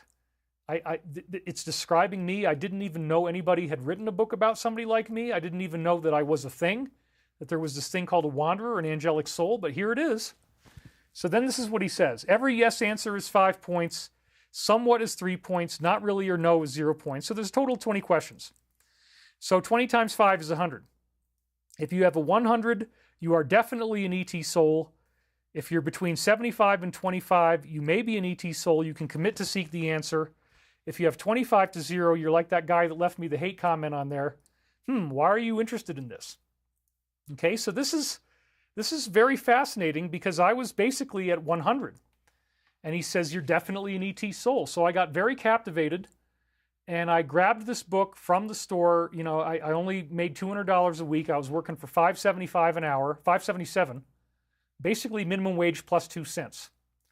So I had barely enough money to even afford this book because I was working with developmentally disabled people. I had to change diapers. I had to wipe feces off of naked bodies. I cleaned up vomit. We had severe, profound, non-ambulatory people, meaning that they can't talk. They're drooling on themselves. Their hands are usually stuck like this. Their eyes look bad. A lot of them had a missing iris, like their eye would be gray on one side instead of the right color. It can get very shocking when you're around these people at first. It's just that they look really ghastly in some cases. And so society was shoving them away into institutions and not wanting to see them. They were all locked up. Well, guess what? I was one of the people working for minimum wage plus 2 cents, taking care of these people, making them laugh. And because I had a psych degree, they put me in the behavior rooms where they segregated all the people who were the most disruptive, the most problematic. So like if you have one crisis, if there's one trauma going on, then you got to jump in there and you got to take care of it. And this was a very difficult experience for me, and it was as I was going through this job and dealing with people who are severely disabled that I read this book, and I kept having dreams showing me that humanity is like this. Humanity is spiritually disabled. They are blind to the truth. They are blind to their own identity. They are blind to being a spiritual being at all. And again, I was up to nearly 100. So I got very excited. I read this book, and I read it over the course of like 2 days. I just devoured it, and then I read it again. But after those first 2 days, that's when my friend Jude and I decided, I've got to find out if I'm a wanderer. And it says right here that you have to commit to seek the answer. If this is what you think you are, and the book went on from there. There's more text explaining, you are living in a spiritual reality, and if you believe that you are an ET soul, if you believe you are an angelic soul, you can ask yourself the question and you can use various methods to get the answer. So that was why Jude and I did that automatic writing that gave us the quote from the Bible of Ecclesiastes 2:22 to 3:13, as I showed you before. And then the ox metaphor. The oxen was, I thought, a beast of burden, but it turns out to be one of the top 3 most dangerous animals in Kenya. So I had talked about how I got that quote, that it was from automatic writing, but the reason I did that was that I read these questions and then the whole book, and I said, I need to know if I'm an ET soul. I need to know if I am from elsewhere, and I need to commit to an answer. So how do you get intuitive information? Well, you can do tarot cards, you can do automatic writing, you can do synchronicity, you can look at like numbers, repeating patterns on the clock. I was getting that too, 1111, 333, 444, 222, 555, 1234, 1234, 1222. I mean, I'd be reading my books in college, I'd look up at my digital clock, and boom, there's these repeating digits. And it wasn't like I keep looking at the clock. I might not have looked at it for an hour, 2 hours, and then I just feel this urge to look and see what time it is, and exactly at that moment, there it is. Or I'm driving down the road, what does my odometer say? And then it's got a bank of repeating digits on it. Or I'm driving down the road and I feel compelled to look at a license plate and it says 555. Now, some people who are, again, basically atheistic, and they're not really ready for the higher reality. They're not ready for the idea that the world is an illusion, that there's angelic beings following you around all the time, that if you create hatred, it's going to come back to you. If you are mean to me or whoever, it's going to come back to you. You're going to get hurt. Okay? They're not thinking that way. They just believe that you can lie. They believe you can steal. They believe you can cheat. They don't think there's going to be consequences. That's not true. You are subject to these laws whether you believe in them or not. Ignorance is no excuse for the law. So when I had that automatic writing experience, it's like, whoa, okay, I guess I am an ET soul, because now it's telling me this quote from the Bible, which is describing how your job is ultimately meaningless and you just need to eat and drink and be happy. And I had just gotten fired from my job, which I was taking because I wanted to be a UFO researcher and I wanted to have a career as a ufologist. I wanted to be a PhD like Dr. Mandelker. Well, when I had this Wander Awakening, when this book has these questionnaire in it and it gives me this really powerful information about myself, I said, okay, I'm going to now really dedicate myself to the spiritual path. If I'm an angelic being and I'm here to help the planet, then I got to get on track. I got to make this my life's work. I got to make this my pursuit. So I actually reached out to Dr. Mandelker in 1996. I went to a UFO conference and I met up with him in person, and I paid for him to have a counseling session. I paid $80. I did a 1-hour counseling session with him. And he said, David, you're like one of the best examples of a wanderer I've ever seen. And so we ended up doing a seminar tour together called Time of Global Shift. And it began in, I believe, 1999 or 2000, thereabouts. And he had a grant where there was a nonprofit organization, and we got paid by this organization to do conferences. We only charged people $5 to get in. The first one was in Chicago. The second one was in Boulder. And, I had already come to Boulder to try to apply to Naropa Institute for Graduate School. I got rejected. I had to go back to New York State on the train. I didn't even have the money to fly. I took the Amtrak. That was a long story. I met the Amish. I had some really fun conversation with the Amish. But anyway, Mandelker, I kind of built my work around him, and his book led me to the Law of One. He kept talking about the Law of One. He said he had a PhD in East-West psychology. He studied Buddhism very extensively, and he said he's never seen any other work that has such an advanced knowledge of the Buddhist core teachings about enlightenment. And this concept of the void, this concept that there is no identity. The Buddhist meditators were ultimately trying to see themselves as empty awareness, awareness that is without form and without time. That's the ultimate meditation that you're supposed to have, to become the creator, to transcend your physical body. So they would be up in the mountains meditating, and they'd project their consciousness into the trees and the mountains and feel as if they are the trees, they are the mountains. These are all standard techniques to get to that seventh density understanding, which again is called in Buddhism empty awareness. And in the Law of One, they say it's the timelessness and foreverness. And once you get to that state, then you understand the sacramental nature of all things, that we are in an illusion. Evil is only allowed to exist to inspire us to become good. And so we only let that go on for as long as we have to, and then we suddenly get changed. Kaylin Robinson just donated. Thank you very much. Jeannie888 donated. Thank you very much. Sorry I can't catch all these. If I do, it would be intolerable. People get upset.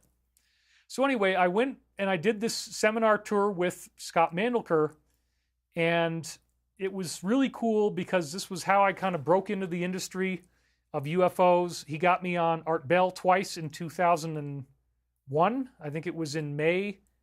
And then I did another show with Richard Hoagland later on in 2004. But I had 2 shows on Art Bell, one with Dr. Mandelker and one by myself. And then I found out, okay, Dr. Mandelker talks about the Law of One. And the Law of One was heavily influenced by the work of George Hunt Williamson. George Hunt Williamson wrote various books one of them was called The Saucers Speak, another one is called Road in the Sky. They predict that there's going to be a solar system transformation, the sun is going to do something profound, the orbits of the planets will actually change, and that this is a dimensional shift that we're going to experience. So I looked at the books of George Hunt Williamson, I looked at his picture, I said, oh my God, he looks exactly like Dr. Mandelker. And I want to show you this now. So this really, really blew me away. This is George Hunt Williamson on the left. This is Dr. Mandelker on the right. I toured with him again. We became really good friends. We still are. And even the noses look the same. The mouth looks the same. The eyebrows, the eyes, the shape of the ears, which you can't quite see, the shape of the jaw, the overall shape of the face. I mean, this is just unbelievable. And so this is another example of reincarnation. And, reincarnation is happening where your face looks the same from one lifetime to the next. And so, interestingly enough, George Hunt Williamson, his work included vetting out multiple people who were claiming to be in contact with angelic extraterrestrial consciousness. And they had a 100-part questionnaire that they ran everybody through, and everybody was getting the same answers. A certain group of small number of people were getting all the same answers on 100 questions that included classified information that W.B. Smith had gotten out of Canada. So I could not believe it when I realized that George Hunt Williamson and Mandelker basically seem to have exactly the same face. And then Mandelker comes back as George Hunt Williamson reincarnated, and he does the Law of One again. He goes right back to this core material about UFOs. Well, yeah, we stay on the same subject. We stay on track of where we were in previous lifetimes. So this is kind of like the midpoint of the show now. We're an hour and 21 minutes in. So if you are in a particular time zone and you have to go to bed now, that's okay. You come back and you'll watch the second half tomorrow. We're at 4,000 viewers right now. So thank you guys for showing up. And I'm glad you're here. This is the midpoint. So now we're going to go into all of the slides where I'm going to really hack into what does the Law of One say about the illusion and catalyst. So again, the events that are happening right now, people are breaking through the illusion. The reason why Trump raised $400 million is because people are realizing this is not real. You can't trust them. They're not doing this for your higher good. They've lied about him. Maybe he's not dangerous after all. Maybe it's exactly the opposite. Maybe everything they're telling me is a lie. Maybe it's all fake. It's all an illusion. Oh, and we're getting a bunch of donations again. Tarotina, she said, Synchronicity is just incredible. I got your book, Synchronicity Key. The key code word they gave me for the home delivery was signs. Well, that's pretty cool. Non-military. If you only knew what I could show you, you can do so much more as a wanderer. You can link into coordinates and have constant contact with your higher self. Amen to that. Thank you guys for leaving so many comments. I wish I could read them all. And I wish we could, just have a one-way, two-way conversation like this. But there's a lot of stuff going on. So now at this point of the talk, again, we're at the halfway point. We're at the midpoint. I'm going to read to you from the Law of One. I'm going to read you these quotes that will help you to see that right now, they're probably going to declare a mistrial because they've got to stop him from raising money, or they got to try. They got to stop him from being the hero, or they can try. Nicole Menelgado just donated. Minnie Galdo. Ramtha is a channeled being with an authentic mystery school in Yelm, Washington. Students can manifest objects in their hands. Very powerful teachings. Yes, I did have a female friend who went to Yelm and had a good time there. There's been reports of it being cultish too. So, it's up to you what you want to do. But you can hear from people that'll give you either opinion. I'll just put that out there. In general, I try to avoid, I've never created a spiritual group for myself because I didn't want to be accused of having a cult. It's a very easy thing for people to accuse you. And so I never really did that. I never really made an organization like this. Anyway, when you start to understand, hey, wait a minute, they lied about the COVID thing. They lied about, inoculations. They lied about this. They lied about that. They get us into war for false pretenses. They're trying to tell you that the worst thing that could possibly happen is if Trump gets reelected. Well, people don't believe that anymore. Yeah, there's some outliers who just cannot handle the idea that this could ever happen. They think it's the end of the world if he gets back in office. I get that. If I'm invited to participate in this next administration, I will. In whatever capacity they ask me, I will take that on. So that could make me get even more hate. That's okay. The Michael Prophecies this material that I remote viewed from 96 to 2000, right after reading Mandleker's book, my Michael contact started on November 10th, 1996, and I read the book in November of 95. So 1 year after I had this Wander Awakening, I did the automatic writing. I started receiving messages from Archangel Michael, and all of them refer to the time period of 2022 to the present. And so I got 7 books now. And again, you go to thedisclosure.com, code name, the discount code is Revelation. You get them for $70. That's only $10 a book. It is my life's work. It is the finest thing I will ever do. It is so loaded with prophecy about the Afghanistan war. There's lots of mentions of Trump, lots of mentions of Biden, Kamala Harris, Afghanistan, the Chinese balloon incident, the Israel war. And it all says, it talks about what's happening right now. I mean, we're on the Russia-Ukraine thing is in there all over the place, okay? And it says, most importantly, that all of this is taking us in a positive direction. That this is all part of breaking down the illusion on a global scale. Catalyst will repeat until it's no longer useful. If people still believe the lie, then they still have to suffer. And so we're all having to suffer because of the people who are not the good students in class who haven't figured out that this is all a bunch of lies. Everything you see on TV is fake. Everything you see in the newspaper is fake. Everything you see in most magazines is fake, or it's at least heavily altered. The politicians are not telling you the truth. You cannot assume that anything is true. You cannot assume that you're getting accurate information whatsoever. That is the illusion. That is the whole reason for why we're here, is to realize that this is not real, that we are not getting the truth. And in fact, it's as we all come to understand that the world is being controlled by a negative elite, as the Law of One calls it, this is what breaks down the illusion. The illusion is going to collapse. When the Alliance starts arresting just a few people, which they've already gotten most of them, at some point there's going to be public open announcements. And just last week, we had very profound messages from Shadow of Ezra telling us, expect 2 black swans coming up. We haven't really seen those yet. So I'm still on the edge of my seat. I don't know what it's going to be. Could it be financial collapse? Yes. Could it be some sort of massive war escalation? Yes. Russia now has their subs in Cuba. That's the Cuban Missile Crisis all over again. But then Putin says, oh, no, we're not going to use any nukes. Well, it's pretty freaking scary either way. People are being scared into awareness. I believe that both of these wars, the Israel war, the Ukraine war, are being brought to an end by the Alliance, and it's done peacefully, as much peaceful as possible, at least. And again, when you start to realize, hey, wait a minute, they're lying to me about Trump, and that's what's happening. He got all this money, and all the votes have turned. But Biden didn't get any political bump off of this at all, and Trump has actually gone up, not down, so it had exactly the opposite effect.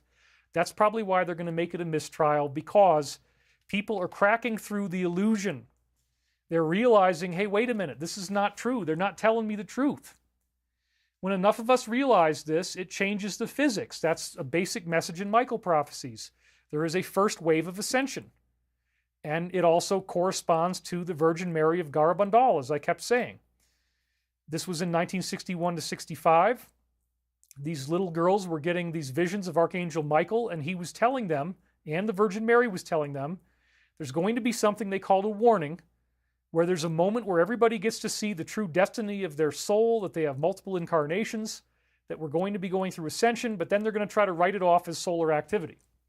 Well, just a few days after I did that show, we had the greatest solar activity since the Carrington event of 1859. No surprise. That was a direct message from the solar logos, from Archangel Michael, from Virgin Mary, telling us, yes, this is going to happen. Whether you want to believe it or not doesn't matter. You want to hate me, you want to write horrible things in the comments, that's not going to affect the outcome. You can get mad, you can think that the universe is an illusion, or that it's not an illusion, that it's all real. You might think you can get away with lying, that's okay. It doesn't change the fact that this is the way things really work. So I want to share with you some beautiful quotes now from the Law of One about the illusion, because again, the whole reason why all this stuff is happening on Earth is ultimately very metaphysical. It's not about politics at all. It's not about who you're going to vote for. It's not even really about the alliance. It's about the fact that we need to see through the veil. We need to understand that the world that we thought we were living in is not the world that we're living in. We've been lied to. You can read all these books that are not true.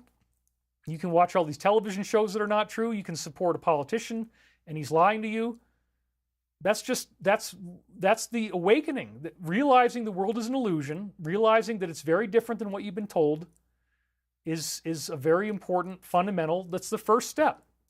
Then once you realize they've been lying to you about everything, you go deeper and you find out, well, the last thing they want you to know is that God is real, the spirituality is real, the karma is real, that there is an intelligence, and because the power brokers want to be the ultimate authority. They want to be in control. They want to have you worship them. They want you to worship them with your money, and more importantly, worship them with your fear. They want you to be afraid. Hitler famously said, I don't want their loyalty, I just want their fear. Okay, that's a perfect example right there. All they care about is having you fear them, and fear brings you back into negativity. Fear will drag you down into negative energy. And this is, again, the illusion. So we're going to read the very, very first thing that Archangel Michael / Ra, that was his Egyptian name. He's a time traveler. He's appeared in different cultures. They say in the Law of One that they built the pyramid with this, incarnation of Edgar Cayce, Ra-Ta. If you combine the Cayce readings and Law of One together, that's what you learn. Cayce was also known as Osiris in that lifetime. Osiris and Isis got mythologized into the negative aspects that we now see in this dark religion. But originally it was positive. And so in the Law of One, they come in and they explain that. And again, I've talked about the pyramid symbology, that the pyramid is a monument to the coming Christ. And there's extensive data on that was done in the 1700s and 1800s for the most part. So again, the very first thing they said in the Law of One is this. It's so profound. Check this out. Let us for a moment consider thought. What is it, my friends, to take thought? Took you then thought today? What thoughts did you think today?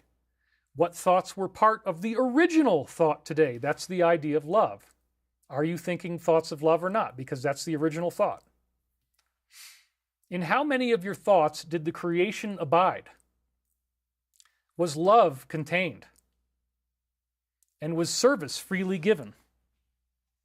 You are not part of a material universe. You are part of a thought. You are dancing in a ballroom in which there is no material. You are dancing thoughts. You move your body, your mind, and your spirit in somewhat eccentric patterns from their perspective, for you have not completely grasped the concept that you are part of the original thought. So that's the first quote that I wanted to hit you with. It's very beautiful. You are dancing thoughts. You are dancing in a ballroom in which there is no material. And again, if you go to thedisclosure.com, the big product that I have for sale is still very relevant. It's called Sacred Science of Michael Prophecies. That's the best way you can help me out financially. We get all that money directly. And this is where I talk about the geometric cosmos, the idea that atoms and molecules are ultimately made of geometry. And that same geometry appears in the patterns of the neural firing in your brain. So your brain actually processes thoughts with geometry. There's clusters of neurons that are geometrically spaced. And there's millions of these geometries tumbling through your mind in real time as you're thinking right now. So those thoughts appear in your mind as geometric patterns but then they coalesce into matter out of geometry. And biological life has at its core a geometric foundation. There are 4 nucleotides, which is the 4 corners of the tetrahedron, as I say in sacred science. And then there's 20 amino acids, which are the 20 corners on a dodecahedron. So you have an icosahedron inside a dodecahedron, the same geometry that's in your brain when you're thinking, the same geometry that we see in the nucleus of the atom and in the electron clouds. That also is the fundamental building blocks of life. So Sacred Science of Michael Prophecies, again, we're not offering a discount on that right now, but it is available at thedisclosure.com. So this is another beautiful quote I want to read you now. Really, really amazing. Has the vibration of the photon, which again is the particle of light, if you want to call it that, geometric, has the vibration of the photon of all of our particles increased in frequency already? And Michael/Ra said, this is correct. It is this influence which has begun to cause thoughts to become things. Whoa! Yes, ultimately the whole point is, if matter is made out of this geometry, if biology is made out of this geometry, and if our mind contains the geometry as we think, that geometry is not stuck in your mind. You're creating geometry that goes outside of yourself. And the more intensely you can focus on a particular thought, the more intensely you can create manifestation. And we are just in kindergarten right now. As we go to the next level of human evolution, we will be very actively creating with thought. But unfortunately, because people don't know that this is what they're doing, if you stay angry, if you stay in prolonged anger, you will create sickness in your body. If you are an angry person, your body will take you out of incarnation. You will die. The universe will kill you for being negative. You cannot live. And so it will start to shut you down, and it will give you things like cancer. So if you don't want to have cancer, you have to be nice, you have to be forgiving, you have to be loving. And getting into that loving kindness and compassion will heal your body. And they explain this right here. Steve Schuster just donated. Thank you very much. As an example, you may observe the thoughts of anger becoming those cells of the physical bodily complex going out of control to become what you call the cancer. So there it is, bang. We're not even aware that we are manifesting matter with our thoughts, and our body is the first place where that happens. So if you have loving thoughts, you'll have a healed body. I mean, look at me. I'm 51 years old. I was born in 1973. You would never know, looking at my face, I look like I'm maybe in my 30s, maybe even younger. But, you know, depending, if I pull my chin in, I might look older, but you know. Why have I aged so much less than most people do? Well, I never used alcohol, hardly at all. I just did a little bit in college and then I got sober. I never smoked cigarettes. I do not drink coffee either. I never drink coffee. I don't even like it. It makes me nervous. I don't like the attitude that it causes in my mind. But even more than the fact that I've eaten a very healthy diet, I mean, I always eat organic. I never eat conventional produce. I never eat fast food. I never eat prepackaged food. I cook my own meals, and I eat the cleanest possible food imaginable, and I stay away from sugar as much as possible.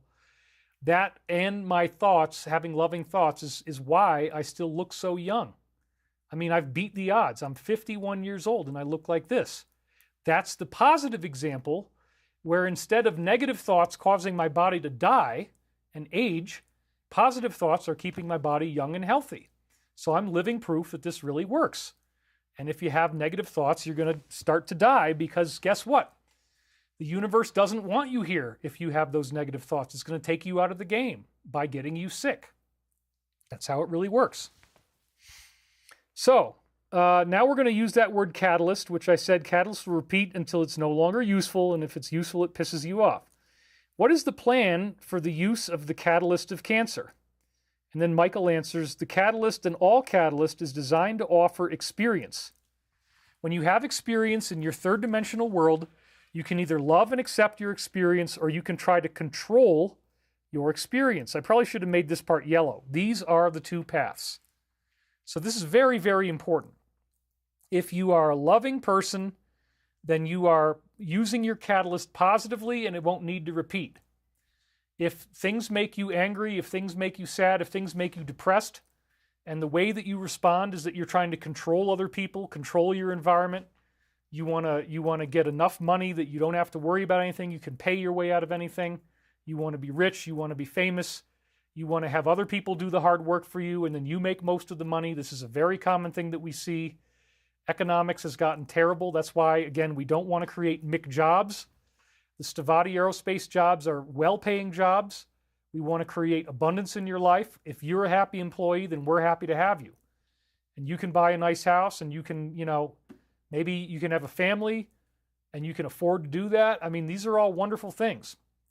We're not trying to control you. We're not trying to take all your money. So control is the negative path. And that's a very, very important point. Control is what people do when they are believing the illusion. They think that the comfort of the body is the only thing that matters. They identify with their body. They believe that their body is real. They believe that their body is who they are. And so they have to make themselves and make their body comfortable. And that involves power and money. When you understand that you are not just yourself in your body, but yourself includes everyone else and the universe, then you have transcended that need for control, because now you want to serve others. And again, the experience can be loved and accepted or controlled. These are the two paths. When neither of these paths is chosen, the catalyst fails in its design. Because again, they need a certain amount of people to go on the negative path to build the illusion. And the entity will proceed until catalyst strikes it, which causes it to form a bias towards either acceptance and love or separation control, positive or negative. And there is no lack of space-time in which this catalyst may work. That means you have multiple incarnations, as they say. You have to figure out, you have to decide between love and control. So there are people on Earth who have chosen the negative path. They've chosen the path of separation and control. And they wish to lie about everything. They wish to have all the money, and they wish to kill off a whole bunch of people. That's just true. If you haven't dealt with that, you haven't realized that we live in an illusion, and you're not understanding what the nature of the illusion is. That anytime you're in a world like this, there's going to be negative people that are trying to do these things. That's just part of the design. Okay. We just got Joe H. donated. Thank you very much. He said, David, I'm just now joining. No disrespect at all. It's already the middle of June. I'm struggling with the possibility that this will be overturned by November 5th. Could you please give us some info to ease my mind? Yeah, I don't even think the election's going to happen. I don't even think there's going to be an election at that time, because why? Other events are going to supersede that, and you're going to probably see a bunch of people arrested before November 5th. Maybe we'll still have it on November 5th, but I don't know. I mean, the amount of time it's going to take for people just to learn what happened and study, the occult aspects of what's been going on in the world is going to take a long time. So David of Shield said, I look good at 51. I smoke cigarettes, dope, and I drink coffee. Okay, well, then you're probably a very positive person. That's okay. Kaylin Robinson says, you look great, D. I'm with you on looking young for my age. The diet you taught on your mystery school has really helped. Fermented fish pills that you recommend do wonders. Yes, fermented fish liver oil can do wonders for you. I've talked about this before. Anyway, let's go back to the slide here. So there is no lack of space-time in which this catalyst may work. So you either have to accept and love or separate and control. You can do either one. But if you go on the negative path, you get stuck having to reincarnate over and over again, or you have to go into 4D negative, which is really horrible. It's like going into the movie Hellraiser. And you're going to be tortured constantly. It's not a good place to be, believe me. And, you might also have to eat the pizza. Let's just put it that way. Oh, my God. All right. So then the next thing is here, he says, okay, so Cancer is a training catalyst operating for both polarities in approximately the same way, but attempting, let's say, to create polarization both directions, positive and negative. This is just his speculation, depending on the orientation of the entity experiencing these catalysts, these negative experiences. Is this correct? And Michael, again, he never gives you a straight answer. It's always frustrating. This is incorrect. Uh-oh. So if you tried to understand the question, now it's like, nah, he was wrong. Catalyst is unconscious.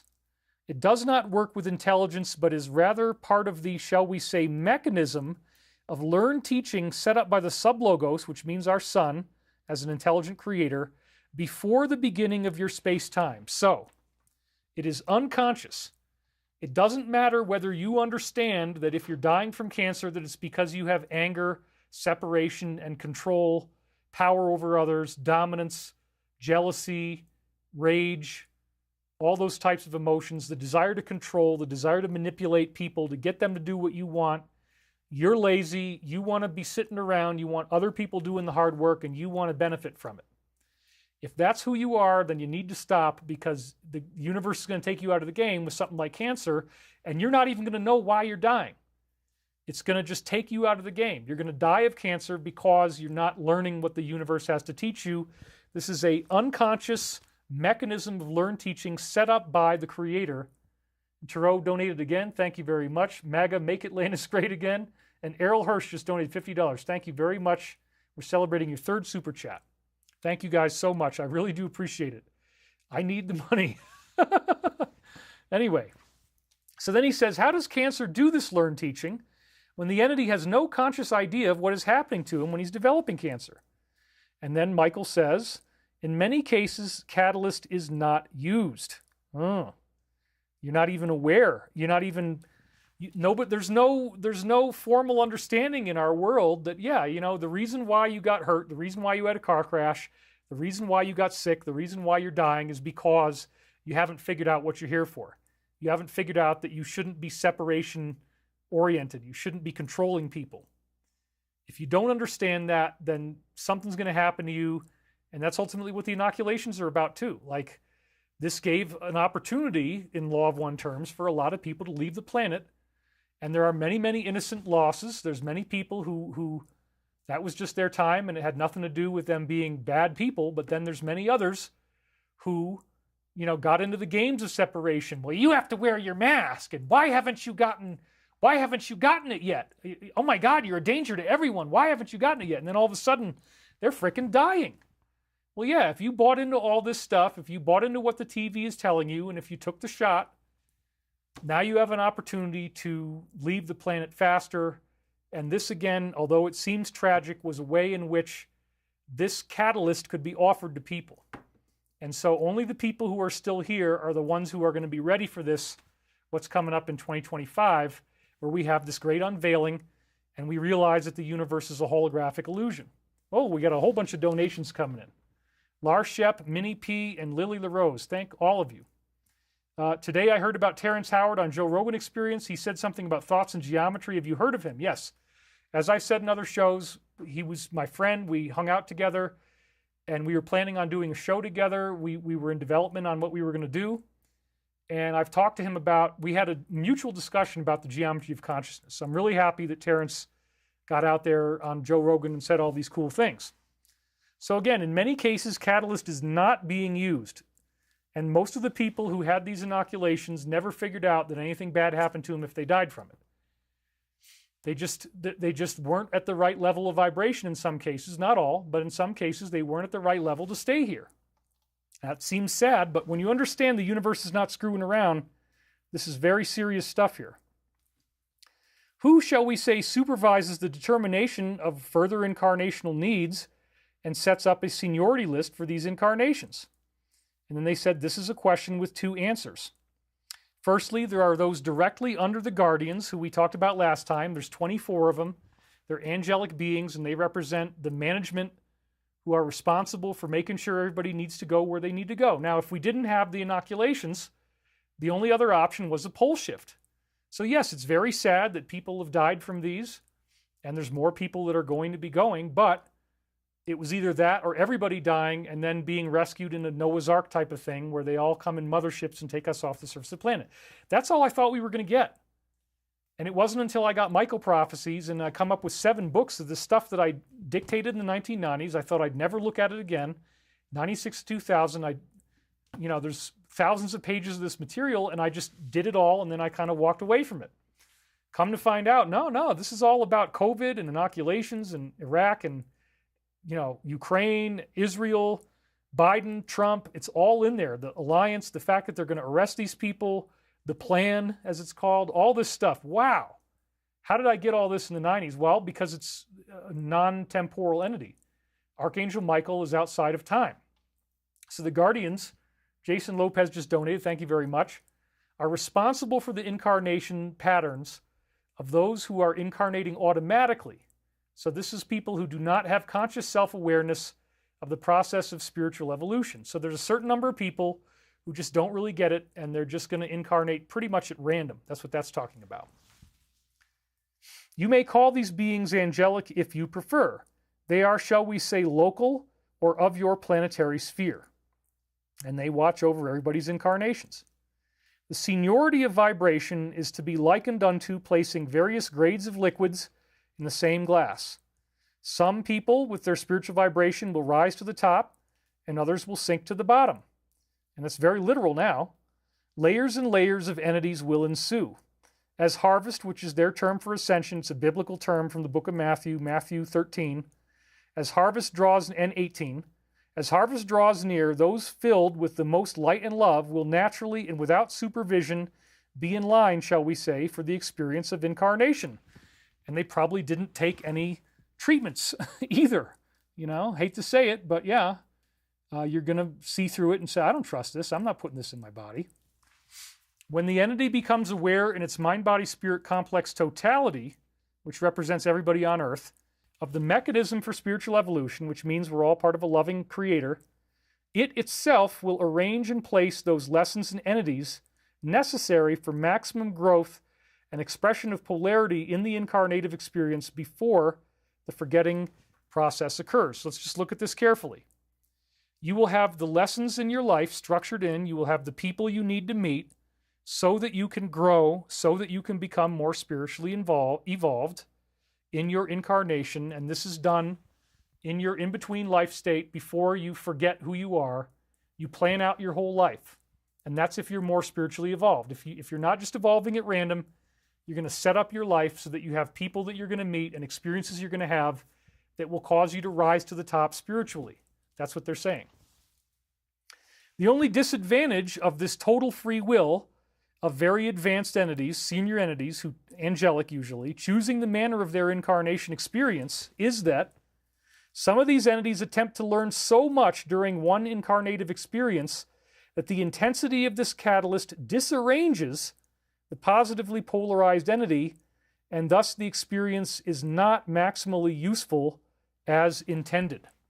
So this is a very common thing that happens to wanderers. They decide, hey, you know what? Catalyst is about suffering. Catalyst is chaos. The show, again, is called Harmony in the Midst of Chaos.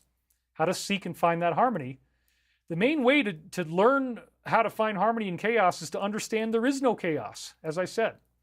The universe is an illusion. This world is an illusion. If something appears to be bad, it's really not bad. It's just catalyst, and it's intended to stimulate you towards your evolution. So was it really bad that these 34 indictments happened against Trump? No. It raised him $400 million up until now. Could go beyond that. Could go to $500 million. And it's going to win him the election. They just handed him the election. That's not bad. Not if you understand what's behind him. It's so much more than just one guy and getting mad at one guy. It's the fact that the military intelligence community has the most vast covert operation we've ever seen. All the stuff that you're seeing is part of a very intricate thing. And the reason why they keep attacking him so much, the reason why I'm being attacked right now, why they're using 7 different legal strategies to try to steal our facility and shut us down all at the same time, this is all because they don't want you to know the truth. They don't want you to know that what we're talking about is true, that there's a whole team behind this called the Alliance, and that they are very aggressively working to stop this negative planetary so-called elite from getting what they want, which is a massive loss of life. They wanted people to die. They want people to disappear. But just like with Hiroshima and Nagasaki, the higher beings had to allow one nuclear exchange to occur over the course of these 2 places. They had to allow COVID to occur. They had to allow the inoculations to occur. It was a requirement to wake enough people up to realize that they're being lied to, which is the awakening that leads to you seeing the world as an illusion, that it's not real. And so this is all part of how it happens. And when you are a positive being, like it says here, you may choose to have a very, very difficult life. Because if you can use that catalyst positively, if you had a life where you're very severely abused, like what happened to me with the bullying and the parallel lifetime stuff, the abuse that I went through, all that horrible stuff I've described in previous weeks, I got redeemed. I mean, I've been brought into the Christ consciousness. I'm not in the grips of anything satanic anymore. All that stuff got taken out. Personality fragmentation, different fragments of my soul, that's got unified into oneness.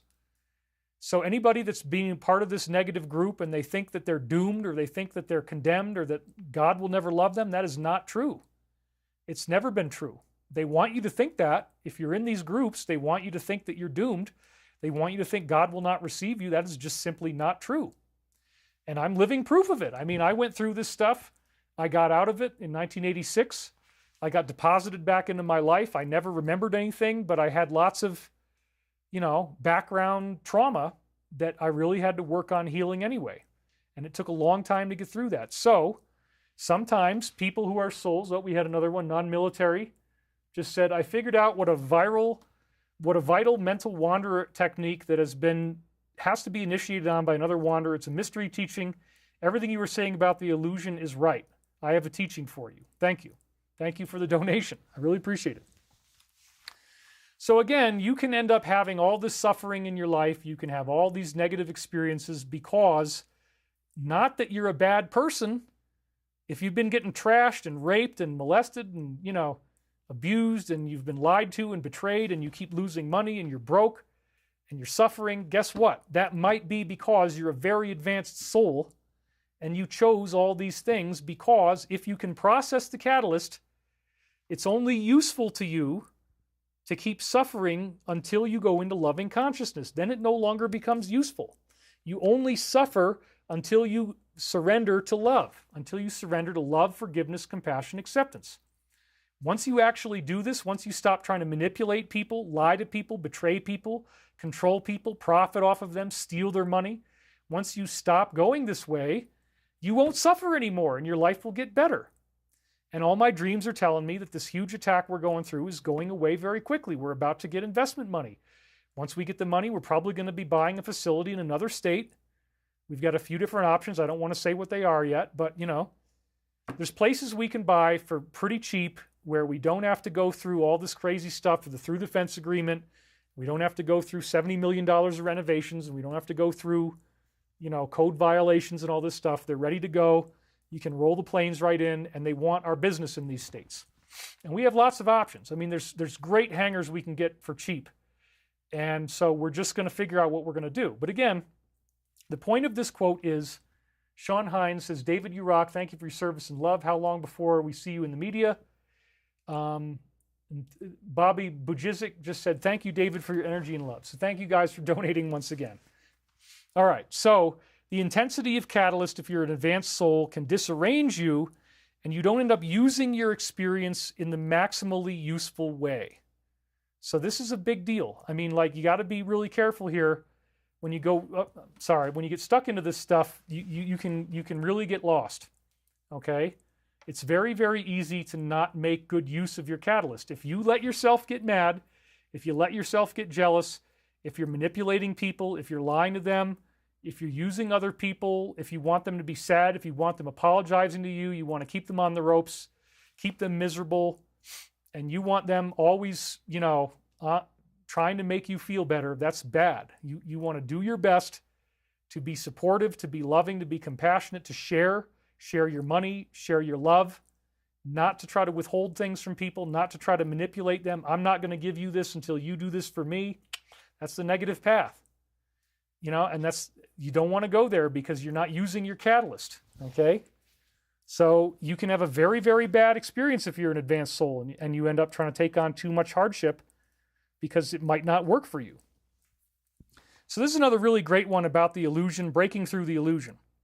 As the entity which you are allows its being to empathize with another being, so then it may choose to share with the other self those energies which may be salubrious to the other self. This is sort of like the positive path. It is the positive path.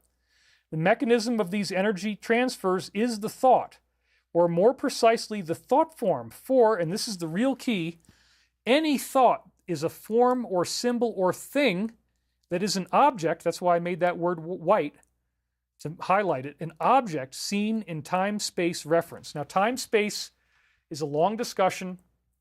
It's the afterlife. It's where ghosts are. It's where you go when you die. It's where you go when you're dreaming. And in this world, the dimensions of time become dimensions of space, and the dimensions of space become dimensions of time. Wow, that's crazy. So they say that you're basically stuck in time-space when you get in there. You can't really move around in space, but you have the freedom to move in time. So you can have an overview where you see your multiple incarnations. You're kind of stuck in space, but again, you can navigate through time. You can see who you were before, who you are, and who you're going to become.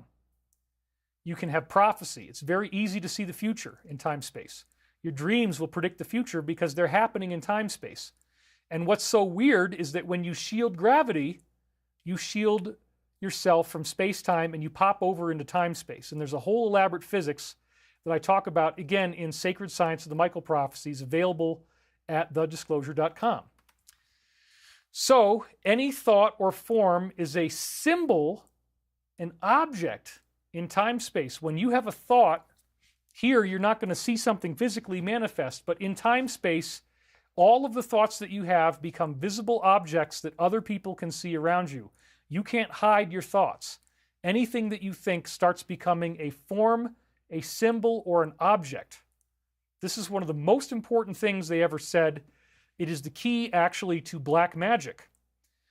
Certain demons have sigils that are associated with them. They want those sigils to be seen.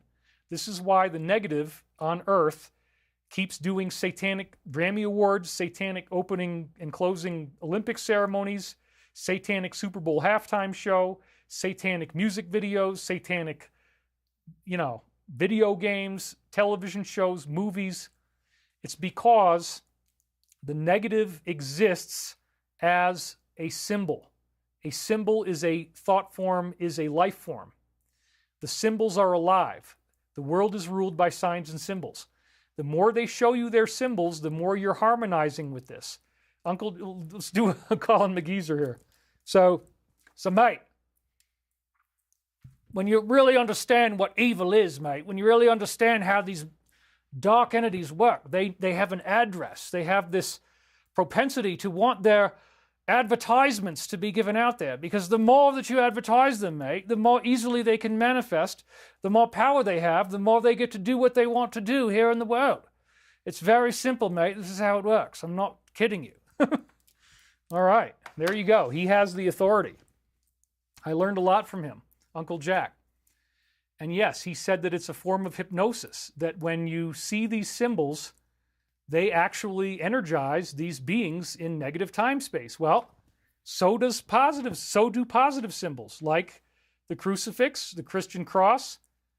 There's many, many positive symbols of geometry that are positive as well. There's lots of things that we can do to take this in either direction, and the point is really about, again, your soul and how you think and what kind of love are you creating versus what type of control are you creating in the world. And love is the positive path, and separation, control, manipulation, domination is the negative path. And it will lose. You're going to get taken out of the game. You're going to end up with cancer. The negative is going to lose on a planetary level. That's how we get harmony out of this chaos. All the chaos we're seeing is the catalyst that the world needs to have this awakening, and it will keep repeating until it is no longer necessary, until it's no longer useful, because people are awakening, and that is happening now. That's why Trump has raised so much money. People are seeing through the lies, in my opinion. And it's going to keep on happening. And then you're going to get this great awakening. And when we do, we get this physics change. The actual physics will change as the arrests happen, as people realize the world is an illusion and we've been lied to. So let's go with another law of one quote. This is about the original thought. This is, again, the whole concept of what we're here for. We're all made of this one thought. The one original thought, this is session 82, question 10.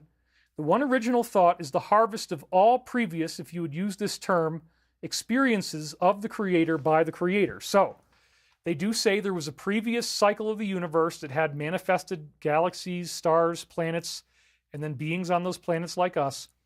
And it all coalesced back into oneness again to become the original thought once more. That's going to happen to us again. The universe will reunify eventually back into the one original thought. As the universe decides to know itself, it generates itself into that plenum, full of the glory and the power of the one infinite creator, thus creating a visible universe. And this is manifested to your perceptions as space or outer space. So space is the manifestation of this universal thought, this one identity, creating the known universe to experience itself for the purpose of growth and evolution. Really amazing philosophy stuff. It's very difficult to understand. I'm trying to make it easier for you. Each generation of this knowing begets a knowing which has the capacity through free will to choose methods of knowing itself. Therefore, gradually, step by step, the Creator, which is you, becomes that which may know itself. And the portions of the Creator, which is you, will partake less purely in the power of the original word or thought. As the universe segments and divides into galaxies, stars, planets, and people, it gets farther and farther away from the original thought. We get lost, and then we have to regain the knowledge that we lost from, the original thought, which is love. This is for the purpose of refinement of the one original thought. The Creator does not properly create as much as it experiences itself. Isn't that fascinating? I love this. I love this stuff. So then they say, this is very interesting. They say in session 50, question 9, in Green Ray, which we're about to go into, thoughts are beings. Literally, thoughts create life. You can create life forms just by thinking. And then check it out what the rest of the sentence says. This is amazing. Thoughts are beings in Green Ray. In your illusion, this is normally not so. And this is one of the quotes that I again use in the Michael Prophecies to explain the manifestation of negative entities, demonic entities, or sometimes positive entities too. There are manifestation mediums. There's Christian seances where they actually have ghosts appearing. And if enough people, join together, you can create a positive apparition. In some cases, there was a lot of this being done in spiritual societies where they would get ghosts to appear. But then again, if you do ritual magic, you can get negative entities to appear through those dark methods. And so this is normally not the case. Well, we got 1898 PR donated. Thank you very much.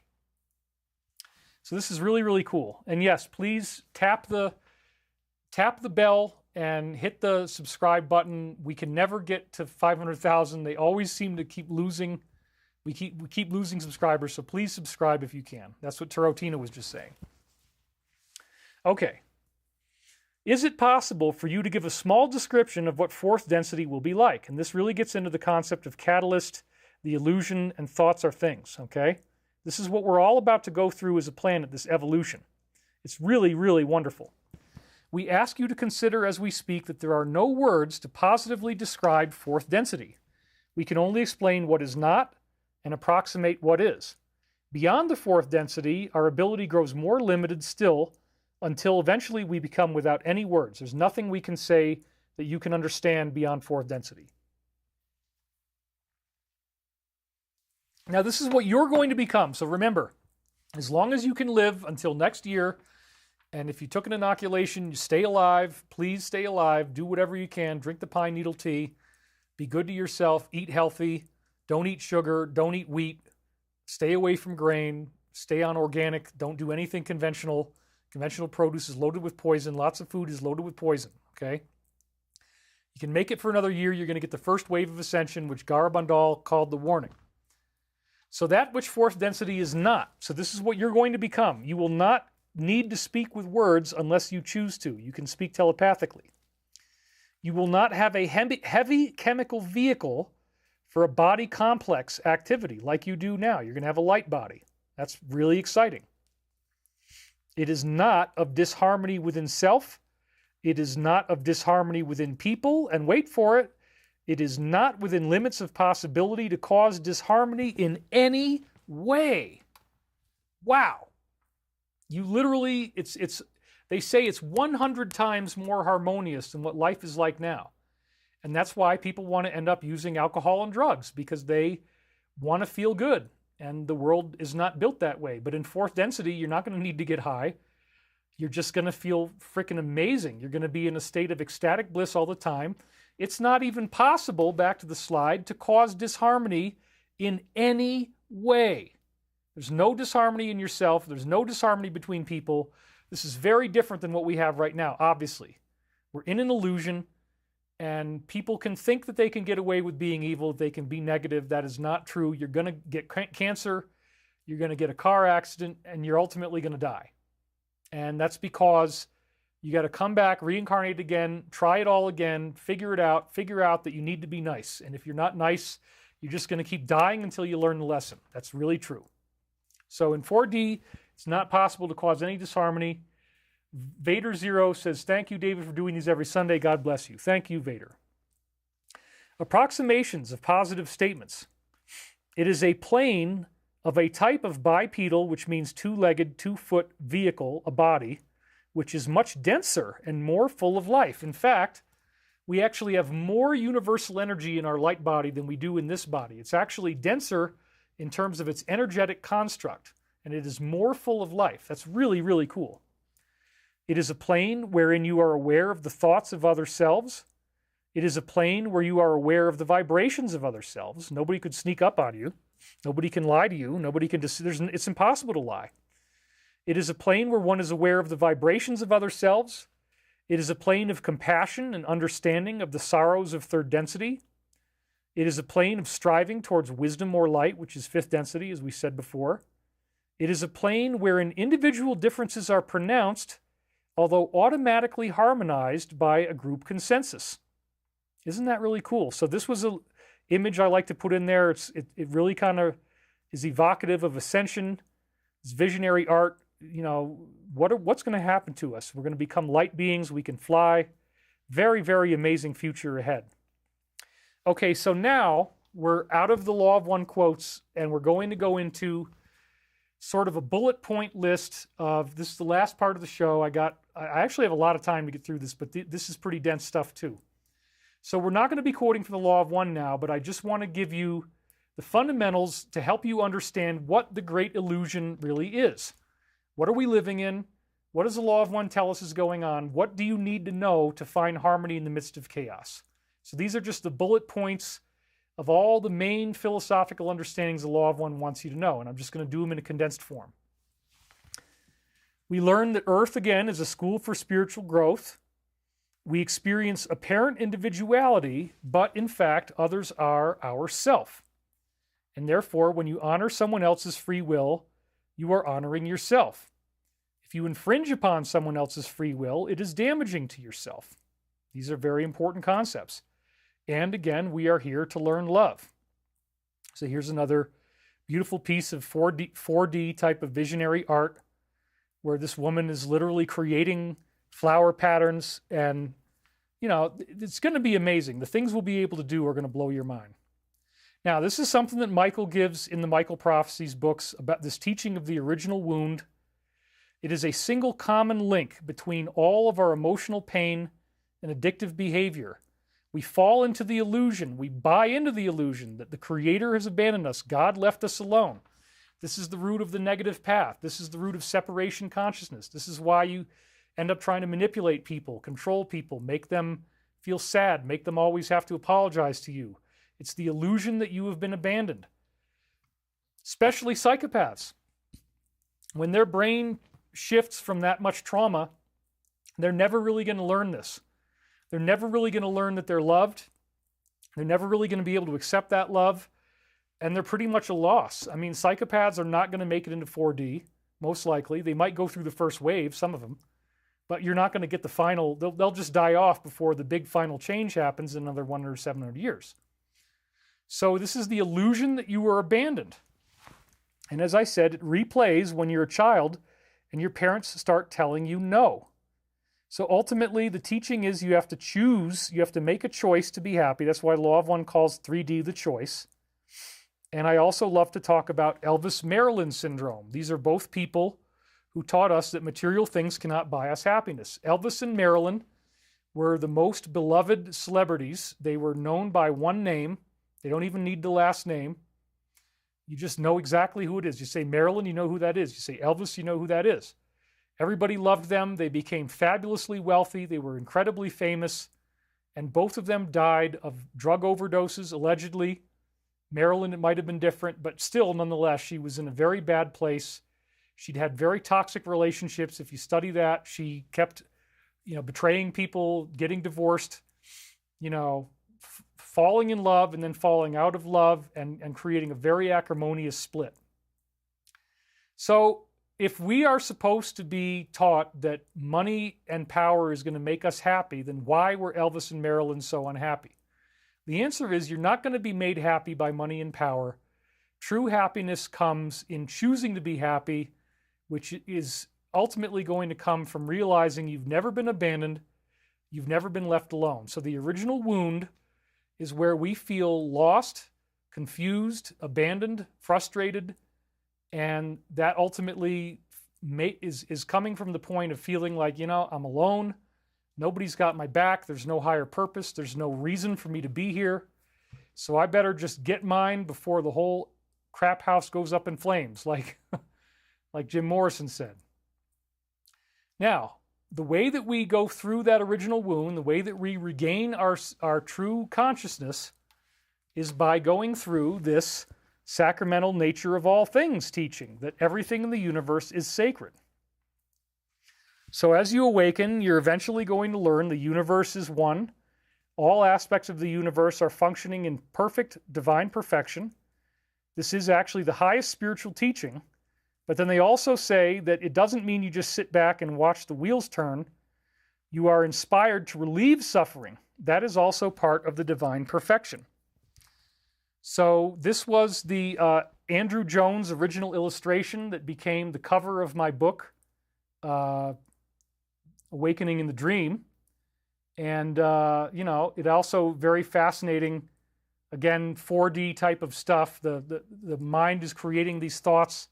There's this cloud coming out of his mind. Manifestation is occurring.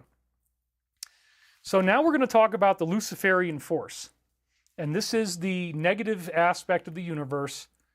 And it's a very important part of what the Law of One teaches. If God created everything, then who created Lucifer? And why? Well, obviously God created Lucifer. So they explain the Law of One that at the beginning of the universe, the original thought, there was no polarity. The original thought was love and oneness. And then the original thought created a manifest universe, created galaxies with stars and planets. Those planets gave birth to beings that are human or human-like. They said 40% of the universe is human. So it's a very common design. But in the beginning, nobody was learning anything. Everybody was blissed out, even though there's supposed to be 7 densities. And third density, you're supposed to learn. You have to make a choice of whether you want to serve yourself or serve others. Well, if everybody's in this blissed out consciousness, they didn't learn anything. So the universe created a veil. This is a very important point. There is a veil between the self and the creator, which led to a massive increase in spiritual evolution. And so the Luciferian force is ultimately part of the benevolent design of the universe by infringing on free will. Now, this is a very interesting topic they talk about. They mention primitive tribal cultures and that they might have a very exacting set of rules which could include the suppression of women, that women are treated with no respect. They are just basically breeders, and the men have all the power and the men have all the wisdom. The men are the only ones who get to vote. That was the way it was up until the 20th century in America. Women's suffrage means women were able to vote. They were finally respected enough to have a voice in their elections. That didn't even happen until the 20th century. Wow. Wait a minute. It says in the book in the book of Corinthians, 1 Corinthians, how dare a woman speak in church? That's in the Bible. In the New Testament. If you believe every word of the Bible is true, then it says women can't speak in church. So obviously there's some gray areas there. That's not what I believe at all. I want to see equality of the sexes. So again, in a primitive tribal society, they have gods, they have religious beliefs, they have customs, they don't get technology, they don't learn anything, they don't grow, they don't advance. They have stone knives and bear skins, they live like cave people, and they only change when somebody invades them and they get overthrown, and then that new culture has new customs and new ideas, which may include more rights for women, which may include higher technology, And so that ultimately being invaded is evil. The people who are doing this are being motivated by evil. But that's the Luciferian force that inspires, quote unquote, movement and growth by invading free will. So look at the movement and growth that's been created in the bank account of Trump. He's got $400 million that he didn't have a week ago. Why did that happen? Because the Luciferian force invaded his free will and sapped him with these 34 indictments. This is another example of how this is working, okay? So as they're trying to invade as the negative elite are trying to destroy us, they're trying to depopulate, they're creating movement and growth. They're invading on our free will. We, as a planet, have been like a tribal society. We don't realize it's an illusion. We don't realize there are angels. We don't even believe in UFOs. We don't understand that we're not alone in the universe. We don't understand that it's a conscious universe, that DNA is alive, that thoughts create manifestation. Thoughts are geometry. Geometry creates life. Geometry creates matter. You can create matter and life with your thoughts. So we're a tribal society, and the Luciferian force is invading us, and it's creating movement and growth, which is part of the sacred path. Even though the negative has to fall away by 6th density, it can't make it. You're not going to be able to stay negative. You have to go positive. You have to become loving, and you have to renounce control and domination and go into love and acceptance. This is a fascinating teaching for me. So again, the universe seeks to create movement in consciousness. It's only trying to get you to move back to oneness, back to the original thought, which is love. That's the whole thought the universe was created from, the Christ consciousness. Loving consciousness is the original thought. You could identify it as Christ. You don't have to, but it's a helpful thing for many people to look at it that way, that Jesus was actually the embodiment of the galactic mind, the Logos. That's why he said, I am the Word. The word translates as Logos in the original Aramaic. That's why the Law of One uses the word Logos. So again, the one original thought wants you to move in consciousness back to oneness, and it uses negativity to do this. And other things. I mean, hopefully it's not all negative, but negative will get you, including cancer, knocking you out of incarnation. Any state of mind other than full personality transparency will be moved. If you are not experiencing love all the time, then the Luciferian force will invade your free will. It will attack you. It will make you sad. It will make you angry. And you work through those problems, and you solve those problems, and you learn to be more loving. That's what it's about. The tribe that gets invaded, it ultimately restructures into a higher level of order. That's why, there is something to the idea of order out of chaos. That was another positive teaching that got grossly distorted by the negative. In your own life, if you have cancer, if you're dying from cancer, then you need to start to eat more healthily, start to live more healthily. And if you learned about mind-body medicine, then doctors are going to tell you, you really got to reduce stress. You got to try not to be angry. Yeah. Because anger creates cancer. We haven't really learned this yet, but that's where the manifestation comes from. So any state of mind other than personality transparency, which means love, being aware that you are part of an infinite universe, you will be moved, and that's the invasion of your free will. Initiation creates a crisis in your life if you do not love yourself and others. We're going through a planetary initiation right now. Planetary crisis. Again, chaos. The whole subject here is that we want to create harmony in the midst of chaos. Others will manifest in your life who lie to you, who deceive you. They do not love you, and they are manipulating you and controlling you. We just got 2:22 p.m. That's nice. This is a powerful lesson in the law of attraction. So whatever you are thinking, you're going to attract that to you. If you are manipulative, you're going to get manipulated. You're going to get out-manipulated. If you're doing evil things, then somebody's going to come into your life and do stuff that's more evil than what you're doing, and you're going to keep getting hit over and over again until you learn to be loving, and then you're not going to have to keep repeating this. Catalyst will repeat until it's no longer useful. Catalyst means chaotic, negative things, and it's only useful if it upsets you. Once you don't get upset by it, then you're not going to be affected by it anymore. And so now people are learning not to be upset by the negative on earth. They're not upset by... They don't feel hopeless, and they learn, okay, I can step into this game and I can do something to change the game, make it more positive. So here's another visionary piece of art. Thankfully, we're not dealing with this type of planetary catastrophe. No comet is going to hit the Earth. No nuclear war is going to happen. We're all going to go through this in a positive way. So again, here's the core of the teaching I wanted to give you through this whole class today. Catalyst will repeat until it is no longer useful. Any event that moves your state of consciousness out of love and into anger, hatred, negativity is considered useful if you are not in full self-realization. So once you master an experience, the universe will no longer repeat it for you. That's why I said to myself, okay, if I got a flat tire on the side of the road, I want to not be angry about this. I want to just be in a universal loving place. Yes, people are driving by. Yes, I'm getting splashed with this muddy, disgusting water. Yes, the rain is pouring down. Yes, I cut my thumb over here because I slipped on the thing when I'm trying to tighten the lug nuts on the tire. Yes, I have to jack up my car. Yes, but you know what? It's just another experience. I can choose whether I'm going to be angry or not. I can choose whether I'm going to be sad. Same thing with when I worked at the publishing company. Do I hate the fact that I'm at this job? No. I'm making money. I'm doing what I have to do. And I don't want to repeat this anymore, though. So that was the last time I ever had that job. It was the last time I've ever had to change a tire in the rain.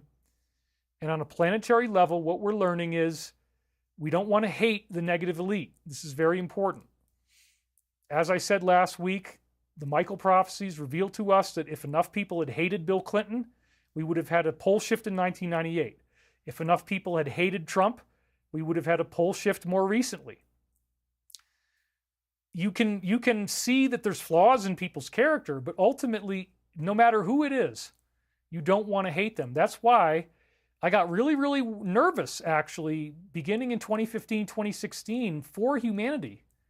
When I saw that the media was trying so hard to make you hate Donald Trump, I said, wait a minute.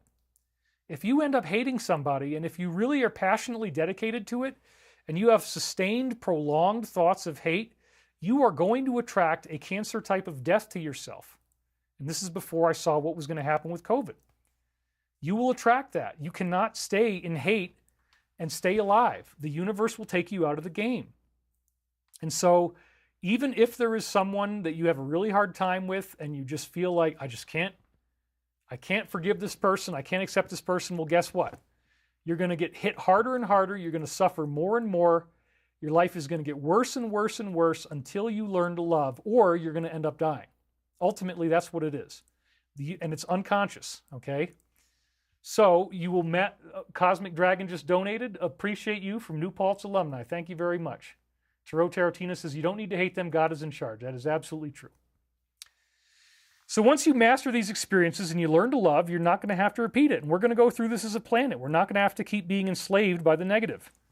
The highest ascension teachings always tell us that every thought must become loving in nature.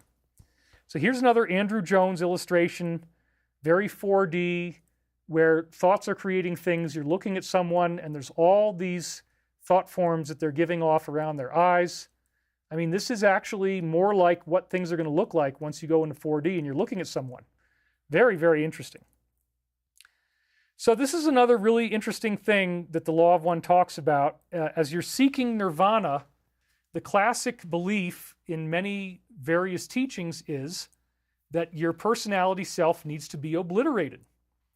And that would mean that people would say, okay, as I meditate, I don't want to have any thoughts. I don't even want to be part of the world. I want to get beyond myself. I don't want to be thinking. I don't want to be me. I just want to become the universe.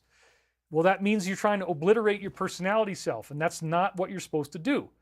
This is a very, very fascinating thing in the universe, in the Law of One teachings about the universe. It says that, well, let's read the slide. I'll read you the way I put it in the slide. This is a quote now from, I forget what session.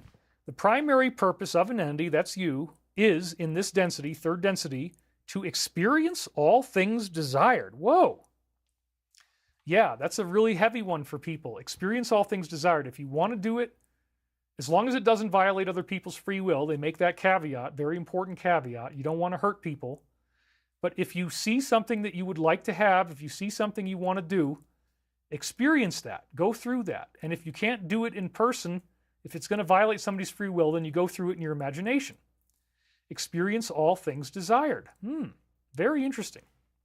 They then say that you should analyze, accept, and understand your experiences and distill the love and wisdom that can be found within them. And as I just said, you want to exercise your imagination if something that you desire would infringe on somebody else's free will.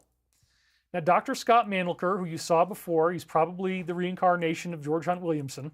This was his single favorite quote in the entire Law of One material, and he was the scholar who got me into this in the first place. It's a very different teaching than most religions. Most religions teach self-repression, control, and separation. And the reason they do this is they're telling you, you can't have this. You can't think these thoughts. These are bad thoughts. They are anathema. How dare you have these thoughts? Those are not God's thoughts. Those are not the way Jesus would think. What would Jesus do? How dare you have these thoughts? How dare you be selfish? How dare you steal? Well, again, they say you don't want to infringe on other people's free will, but the point is, the real purpose here is to learn through evolution, to learn through experience. You go through these experiences, you have these difficult things happen to you, and then you realize, wait a minute, I don't need to be this way. I don't need to create more harm. I don't need to create more suffering. I want to create love. I want to create joy. I want to create beauty. That is returning the original thought. That is the positive use of catalyst. So by experience, if you still want to do something bad, like if you want to do something, if you want to have negativity, you want to have anger, they say go ahead, think it all through, get angry, experience all things desired. But then again, analyze, accept your experience, understand your experience, and then use it to find the love and wisdom that can exist. And this is again the core teaching. As you do this, as you process your experiences, you don't need to keep repeating the bad stuff. Catalyst will repeat until it's no longer useful. So you find the core of why you have these desires. Why are you angry? Why are you sad? Why are you depressed? Why do you want to use drugs? What's the real reason? And I had to go through this again. I had PTSD, a lifetime of suffering, bankruptcy, all this kind of stuff. Yes, I experienced it as long as I needed to. I experienced it because I desired it. I used medication. And now I'm living perfectly happily. Well, I've got horrible things going on, but I'm not feeling the need to use. I worked it through. And they also say you shouldn't try to overcome something. You want to work through it. You want to understand why you don't want to repeat this behavior. I'm not just going to say, that's it, I'm never going to use again. It's like, no, you know what? If something really bad happens to me in the future and I feel a need to use this medication again, I will. But I don't feel the need, I don't feel it's valuable anymore because I'm getting much better dreams now. And I don't want my life to be, dictated by a substance. So this is a very, very powerful teaching. Here's another one of these weird 4D type of illustrations where you're seeing patterns in the sky, that kind of interesting stuff. So here's another really important principle of the universal knowledge that the Law of One shares with us, the concept of true freedom. And they say, first of all, the main quote is, true freedom is seen by those who are not free as being negative or evil. So think about all the people who said, I don't want to take the shot. I don't want to wear a mask. I don't believe that this is true. That's actually a form of true freedom. It's like, you know what? I'm not into this, and it's my choice. True freedom is seen by those who are not free as being negative or evil. Well, how dare you? The voice of the collective has told you what to do. That's an animal level thinking. You have to do this. If you don't do this, you're putting me at risk. You're putting other people at risk. Oh my God. Well, no, there's another side to the story, which is, what if this is all propaganda? What if it's not real? What if it's actually very dangerous? What if the mask doesn't work? What if it's not effective? Okay, well, yeah, that's what it turns out to be. So true freedom, we got 2 donations here, by the way. We got Galactic Traveler, $50. Thank you very much. Kaylin Robinson, he says, it's hard to protect your own karma when others want to be controlled by you. Well, that's another issue. The path is acceptance or control. If somebody else wants to be controlled by you, that can definitely happen, and you don't want to give in to that. You don't want to let yourself become negative. You want to give them back their free will, but you want to be loving. You can be very supportive to people without controlling them. That's a very important point. Thank you for bringing that up. So again, true freedom is about finding your own path rather than blindly believing what they say. They meaning essentially the deep state, the voice of the media. This has never been more true than it was after COVID. And it's about speaking what you really feel without shame or fear. That's a fifth density teaching about wisdom and honest communication. You want to make sure as you communicate with others that you do this in a way that is loving and constructive. And again, the main quote from the Law of One, true freedom is seen by those not free as being negative or evil. So I can't really stress this enough. People get mad at me because I'm really free and I think the way I want to think. I've got a whole new batch of information that most people have never heard before. These are exciting concepts. They get you thinking in a new way. But sometimes people want to cling to their negativity. They don't want to be that accountable. They want to have, for example, the buy one, get one free salvation plan. All you have to do is just be saved by Jesus. And then you never have to worry about it again. Well, no, the universe is about accountability. And so you want to have salvation. You want to have a contact with intelligent infinity. You want to bring the Christ consciousness or the universe or love into your life, however you choose to define it. But you certainly don't want to use that to say that you're better than other people or that you're free from harm. That, well, now that I've done this, now that I've accepted Christ, I get to do whatever I want. Oh my gosh, no. You are responsible moment by moment for how you treat other people. You can't get away from that. And you can't just get galvanized by a salvation experience and then you get to continue to be a jerk and continue to manipulate and continue to lie and cheat and steal. Oh, because, well, Jesus is going to forgive me. I'm saved. I'm forgiven. That's not really how it works. That's a distortion based upon man and based upon religion that is not what Jesus originally was teaching. There's lots of stuff Jesus says. It's very much about self-responsibility, very much about you are responsible for the way you think and feel. And so again, you can do this by having true freedom, speaking what you feel, and being compassionate in a loving and constructive way.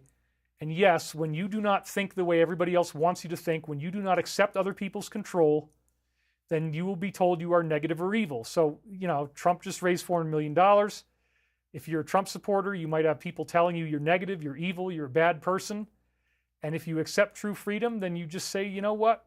This is what I choose to see. You're seeing something else, and that's okay. We can agree to disagree. Well, they're not going to like that. No, you have to believe my way. You have to think the way I think. You can't have your own freedom. You can't do it any other way.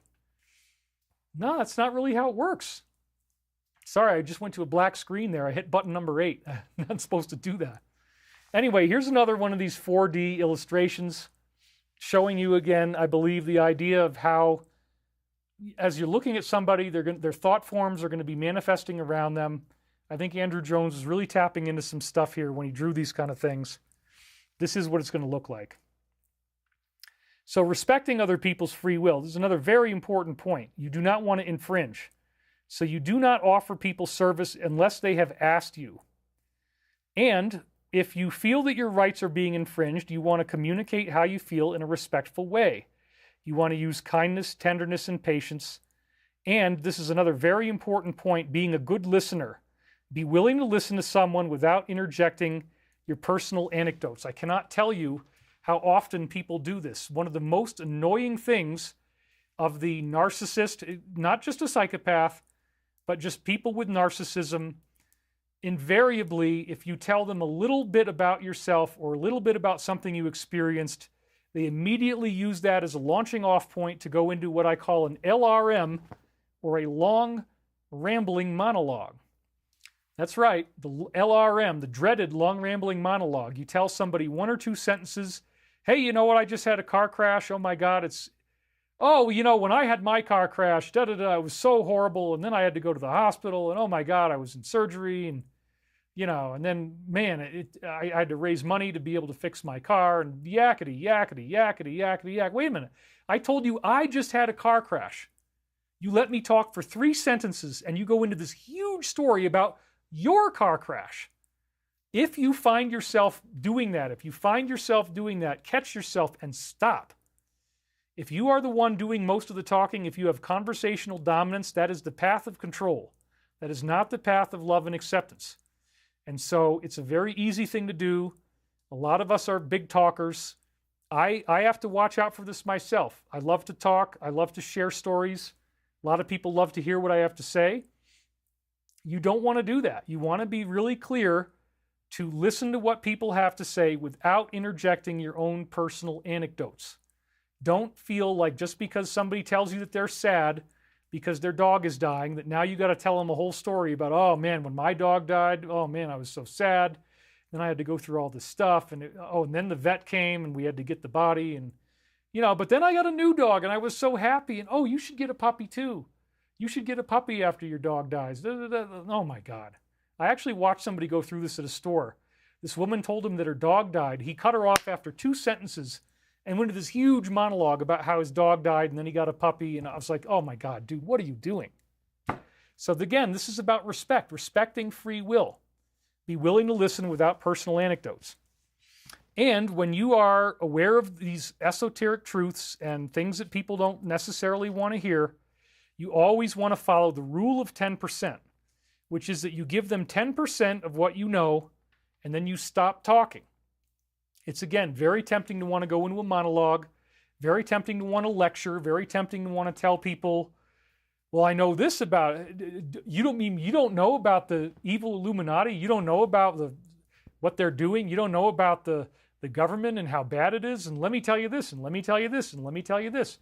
If you have somebody who doesn't really know this stuff and hasn't learned this stuff, and you go on and you ramble, it's not going to work. You got to tell them a little bit, and then you got to stop talking, and then let them process it and say something back to you that shows that they're listening to you. Give them just a little taste. And let it keep on going. Let it unfold. Well, why do you think they're going after him with 34 indictments? What do you think is really going on here?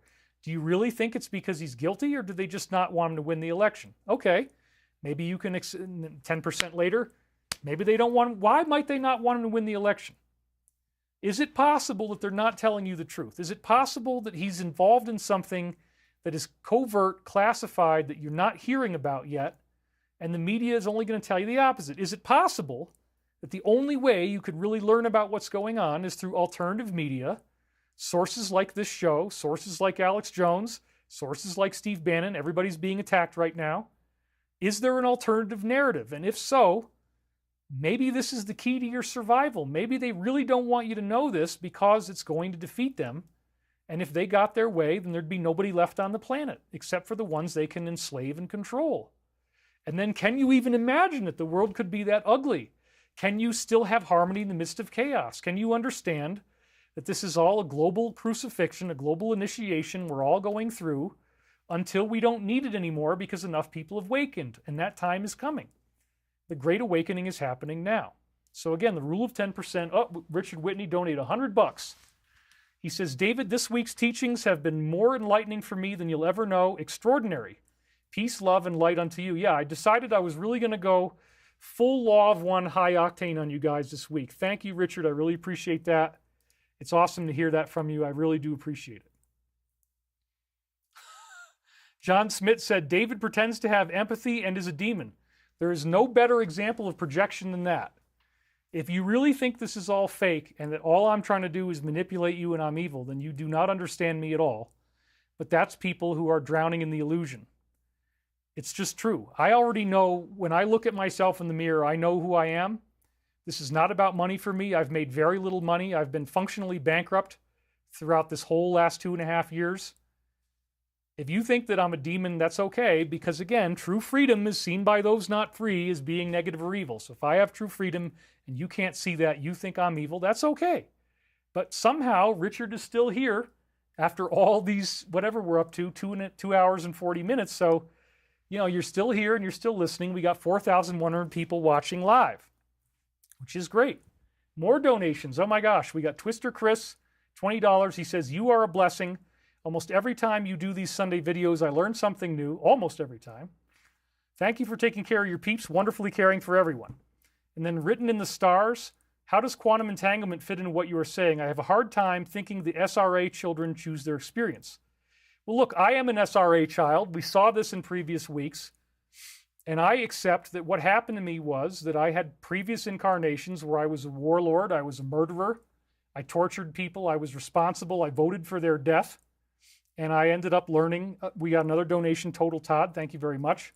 I ended up learning, you know what, I don't want to do that. I don't want to be violating people's free will. I want to get out of that state of consciousness. So it's very, very difficult. Roger Zubarik says, thank you so much. You are a blessing. Thank you, Roger. It's very difficult, especially in the cases of sexual abuse, that kind of stuff. But again, I went through it myself, and I came to understand that I had perpetrated these acts on other people before, and the universe absolutely mandates if you've done it in any other lifetime before, you're going to have it happen to you. So again, the real key with abuse recovery at that level is you don't have to like what happened to you, but you do need to own your experience. You need to accept that it did happen and that you are still okay, you're still a good person, you're worthy of God's love, whatever you want to call the creator, the universe, the oneness. You are part of the original thought, and you are going to return to that original thought. Non-military says, your biofield waves are so important. Hospice volunteer work assures as a medium. I channel positive beings and energy and embody service to others, and I don't charge for my medium work. White Star 64 says, David is on today. We all need to hear this constantly. Humans are flawed. Aggie 94 is throwing some shade on me. David, you know you look older than your 30s, right? Maybe late 40s. Try to see the truth. As painful as it is, the truth hurts, but you are free at the same time. You have crow's feet, but I love you. That's funny. I mean, look, yes, okay, but I do look better than most people do for my age, and a lot of people have told me their opinion is that I look like I'm in my 30s. So it's not really, I don't really look the same as my 30s, but there's definitely something there, and a lot of people have said that. So whatever, it's okay. You want to throw shade, that's fine. Again, you know, the main teaching I'm trying to share with you is respecting people's free will. Use kindness, tenderness, and patience. Some of these comments definitely don't have that. That's okay. But, you know, we're not going to offer service where none is requested. All right, let's go to the next one. So there's definitely different types of greeting, and this is important. You have both types of greeting happening. Positive greeting is where angelic presences will send you loving energy as you're having loving thoughts, but they cannot fully act unless you call upon them for help in the form of meditation and prayer, whatever you want to call it. Prayer is very important. Meditation is very important. Each additional person who calls creates an exponential increase in what the positive beings can do. So in 1981, they said that they were only called by 352,000 people. That's what the Law of One said. There was only 352,000 who were actually calling upon them. But this is a very important point. They call it the law of squares, or the principle of exponents is what I call it. When you seek the love in this moment, each additional seeking of love in the moment creates an exponential increase in the power you can draw upon. That's positive greeting. So the universe is, again, very heavily loaded up with teachings and universal principles that endorse love. When you go negative, if you try to seek the negative, you don't get the exponential increase. If people are doing black magic, if people are trying to, even if it's just like they're consciously hateful, but they're not doing evil things, they only have that one vote. As they think more negative thoughts, it doesn't get exponentially more powerful. They can concentrate their energy as a group in some cases. They can try to hurt you. They can try to use ritual magic, but you're not getting that exponential increase. That only happens when you go on the positive path. So the Law of One says there's only two things that create exponential spiritual growth. Seek the love in this moment. Each additional seeking creates an exponential increase. And the other one is reflect upon the past and how it informs the present. Each additional memory that is relevant to the present from your past creates an exponential increase in the power that you can draw upon. So when you're going through a painful situation, you want to think about the love in the moment. You want to reflect on that. Each additional seeking of love is exponentially higher. And you want to reflect on other times in the past where similar things happened to you that felt the same. And then you want to keep on reflecting. And each additional memory that you bring up creates an exponential increase. Those are the only two teachings they ever gave us that create exponential increases in the love and the power that you can draw upon. So that's a very, very good practice. So here again is another one of these wonderful 4D illustrations. The consciousness, the opening of the door, there's demons out there, there's dragons in the water, but there's also this spherical thing. The visionary art I really love, and there's lots of it out there to look at. Negative entities. Oh, we got a bunch more donations coming in. Tarotina donated 5,000 ARSs again. She says, love. Bonnie Miller says, hi, David. She donated $50. Thank you. Where do we go once we ascend? Do we leave this planet? I know Ra talks about it. I'm just wondering. I know I'm like you with service to others versus service to self. Yes, once we ascend, we are staying here on Earth, or some people who are angelic souls are going to go back to their native vibrations. Catherine Maschetti says, I have to go for now. Thank you, Catherine, for being here with us. David, this was awesome. Thank you. Keep it real. Happy, y'all, and be nice to yourself and others. We are going to end in like 10 minutes. If you want to hang in for the whole show, you only have to last another 10 minutes. Just want to point that out. We're almost done. Thank you guys for being here. All right. So back to the slide again, if I can find it. Negative entities will telepathically influence you when you think negatively. This is a huge point in the law of one. Demons do exist, and they will steer you like a car. They have the steering wheel, they have the driver's seat, they have the gas pedal, the brake pedal. They are allowed to introduce thoughts into your mind or strengthen existing thoughts, but they are strictly limited to only doing what you have invited them to do. And this is ultimately a blessing because it speeds the path of your own ascension. So this is a really, really fundamental teaching, a very important one, because the point is negative entities work in a cloud. They are working together to try to defeat the positive. And so what I see over and over again in my life is people being unwittingly manipulated to do things that serve the negative agenda, and they don't realize it. It's possible that the people who are trying to shut us down in the local government where our facility is, that they don't have anybody bribing them. That's entirely possible. That there's nobody telling them to do this. They're just doing it on their own, but they're being negatively influenced. They just decide they don't like us. They feel like they own our facility. They're mad that we haven't created jobs yet, but we're being attacked. And yeah, we haven't been able to raise money yet, but we're very, very close. So there's so many examples of this where different negative things happen at the same time and they cluster in together, the principle of clustering. The negative doesn't have to hit you with one really bad thing like a car crash. It just will give you like 5 different things that are very irritating all at once. And then the stacking principle, they stack up on each other, and the stacking of negative things together cumulatively makes you lose your center. Catalyst will repeat until it's no longer useful. If a stack of negative things makes you have a meltdown, it's still useful to you because you're not learning how to love your way through it. It's ironic that only after I got off of drugs have I now had the worst experiences yet in terms of betrayal, legal attacks, cease and desist notices, all this kind of crazy stuff they're doing. They just went nuts. And it's all since I got clean. So wouldn't that be funny, right? Like now I don't have any medication to help me. I got to just deal with it all straight. But I'm doing it. I'm doing fine. So again, negative entities influence people when they start thinking negatively. The more spiritual, positive stuff you're trying to do, the more this is going to happen to you.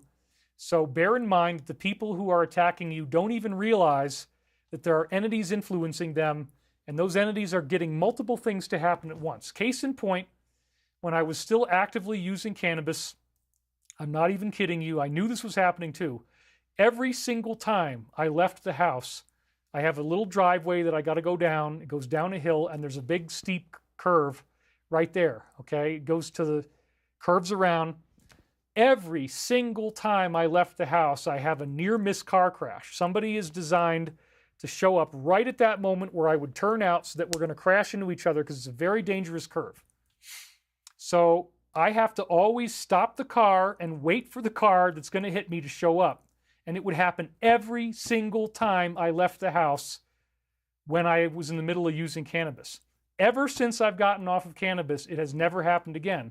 But I'm not kidding. For 2.5 years I've been living here, I was using medication. Every time I left the house, there's a near-miss car crash. So I automatically stop and wait for the car that's going to try to hit me to show up. The person had no idea that they are being manipulated. But there's a lot of people here in Boulder area that can be manipulated. It's even worse in LA. I mean, my God, everywhere I went in LA, there was this bad stuff happening, and each individual person was not aware that they are part of a team effort and all this other stuff is happening at the same time. If this sounds crazy, then you haven't understood demonic cloud computing. And I keep getting dream after dream after dream telling me I need to teach this to you guys. Okay, so how do you dispel negative entities? You want to avoid the consciousness of a victim. Ultimately, whatever you're experiencing is something you created. It's always something that is being attracted because the law of attraction is the main thing. If you're thinking negative thoughts, then people are going to come in and infringe on your free will. And that will fall away once you no longer create negative thoughts. Catalyst repeats until it's no longer useful. If you stay in loving consciousness, you're not going to have these bad things happen anymore. So don't feel like a victim. Don't get angry when bad things happen to you. You stay in the love, stay in the positivity. Recognize that whoever is attacking you is confused, as the law of one says. They're still suffering emotional pain. They're a part of yourself in pain. Send them love and wish them well on their path, but have boundaries, which means rejecting their service is not being useful to you on your own path. And then more and more, the world is going to start looking like this. This is, again, visionary art. Again, learning about karma is a very important part of this whole process. Hardly anything that happens to you is random. Everything that happens to you has a meaning, particularly tragic events. This restores you to a perfect balance, as we've been saying. The universe is not judging you when something bad happens. And once you learn this, you never need to feel fear again, because everything that happens to you is authorized to help you grow and learn. And if you do service to others, it will be repaid many times over. So here's another example of the 4D type of thought forms around somebody as they're looking at you. This time koalas, they're thinking about animals. In forgiveness lies the stoppage of the wheel of karma. This is probably the most important law of one teaching.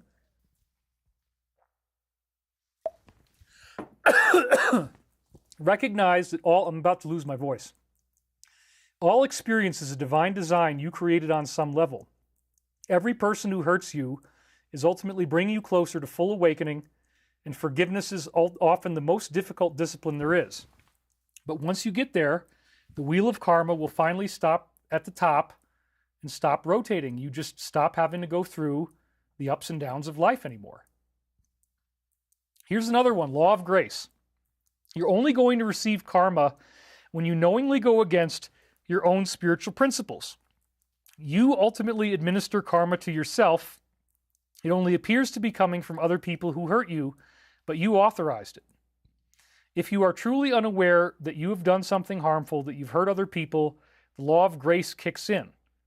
But the more that you learn, the more accountable you become. So this is another very, very critical point. If you are not learning that you are doing anything wrong, if you're genuinely unaware that your actions hurt others, like for example, let's say you buy these sweatshop clothes, but you generally do not know that you were getting these clothes off of people who were essentially working enslavement, in a slave mentality. You might not get karma for the fact that those clothes were built with slave labor. But the more you learn about the way the universe works, you have more responsibility. So as you become more spiritually educated and enlightened, then you have more and more of this stuff that's going to come your way. So now we're going to talk about, I'm going to jump ahead a little bit because we're basically out of time and I'm losing my voice. We're going to jump ahead to synchronicity, okay? This is where the universe starts talking to you. You get repeating numbers on your clock, odometer, license plate, receipts. And what you want to do whenever this happens is stop and meditate and think about whatever was in your mind right before you saw the synchronicity, because it's telling you, hey, that was a good thought. That was a positive thought. You need to have that. This is actually being carefully coordinated from higher angelic beings manifesting into your life to help you break through the illusion that we're all living in and understand that reality is ultimately a positive, magical, loving creation. And this is an image of breaking through the illusion.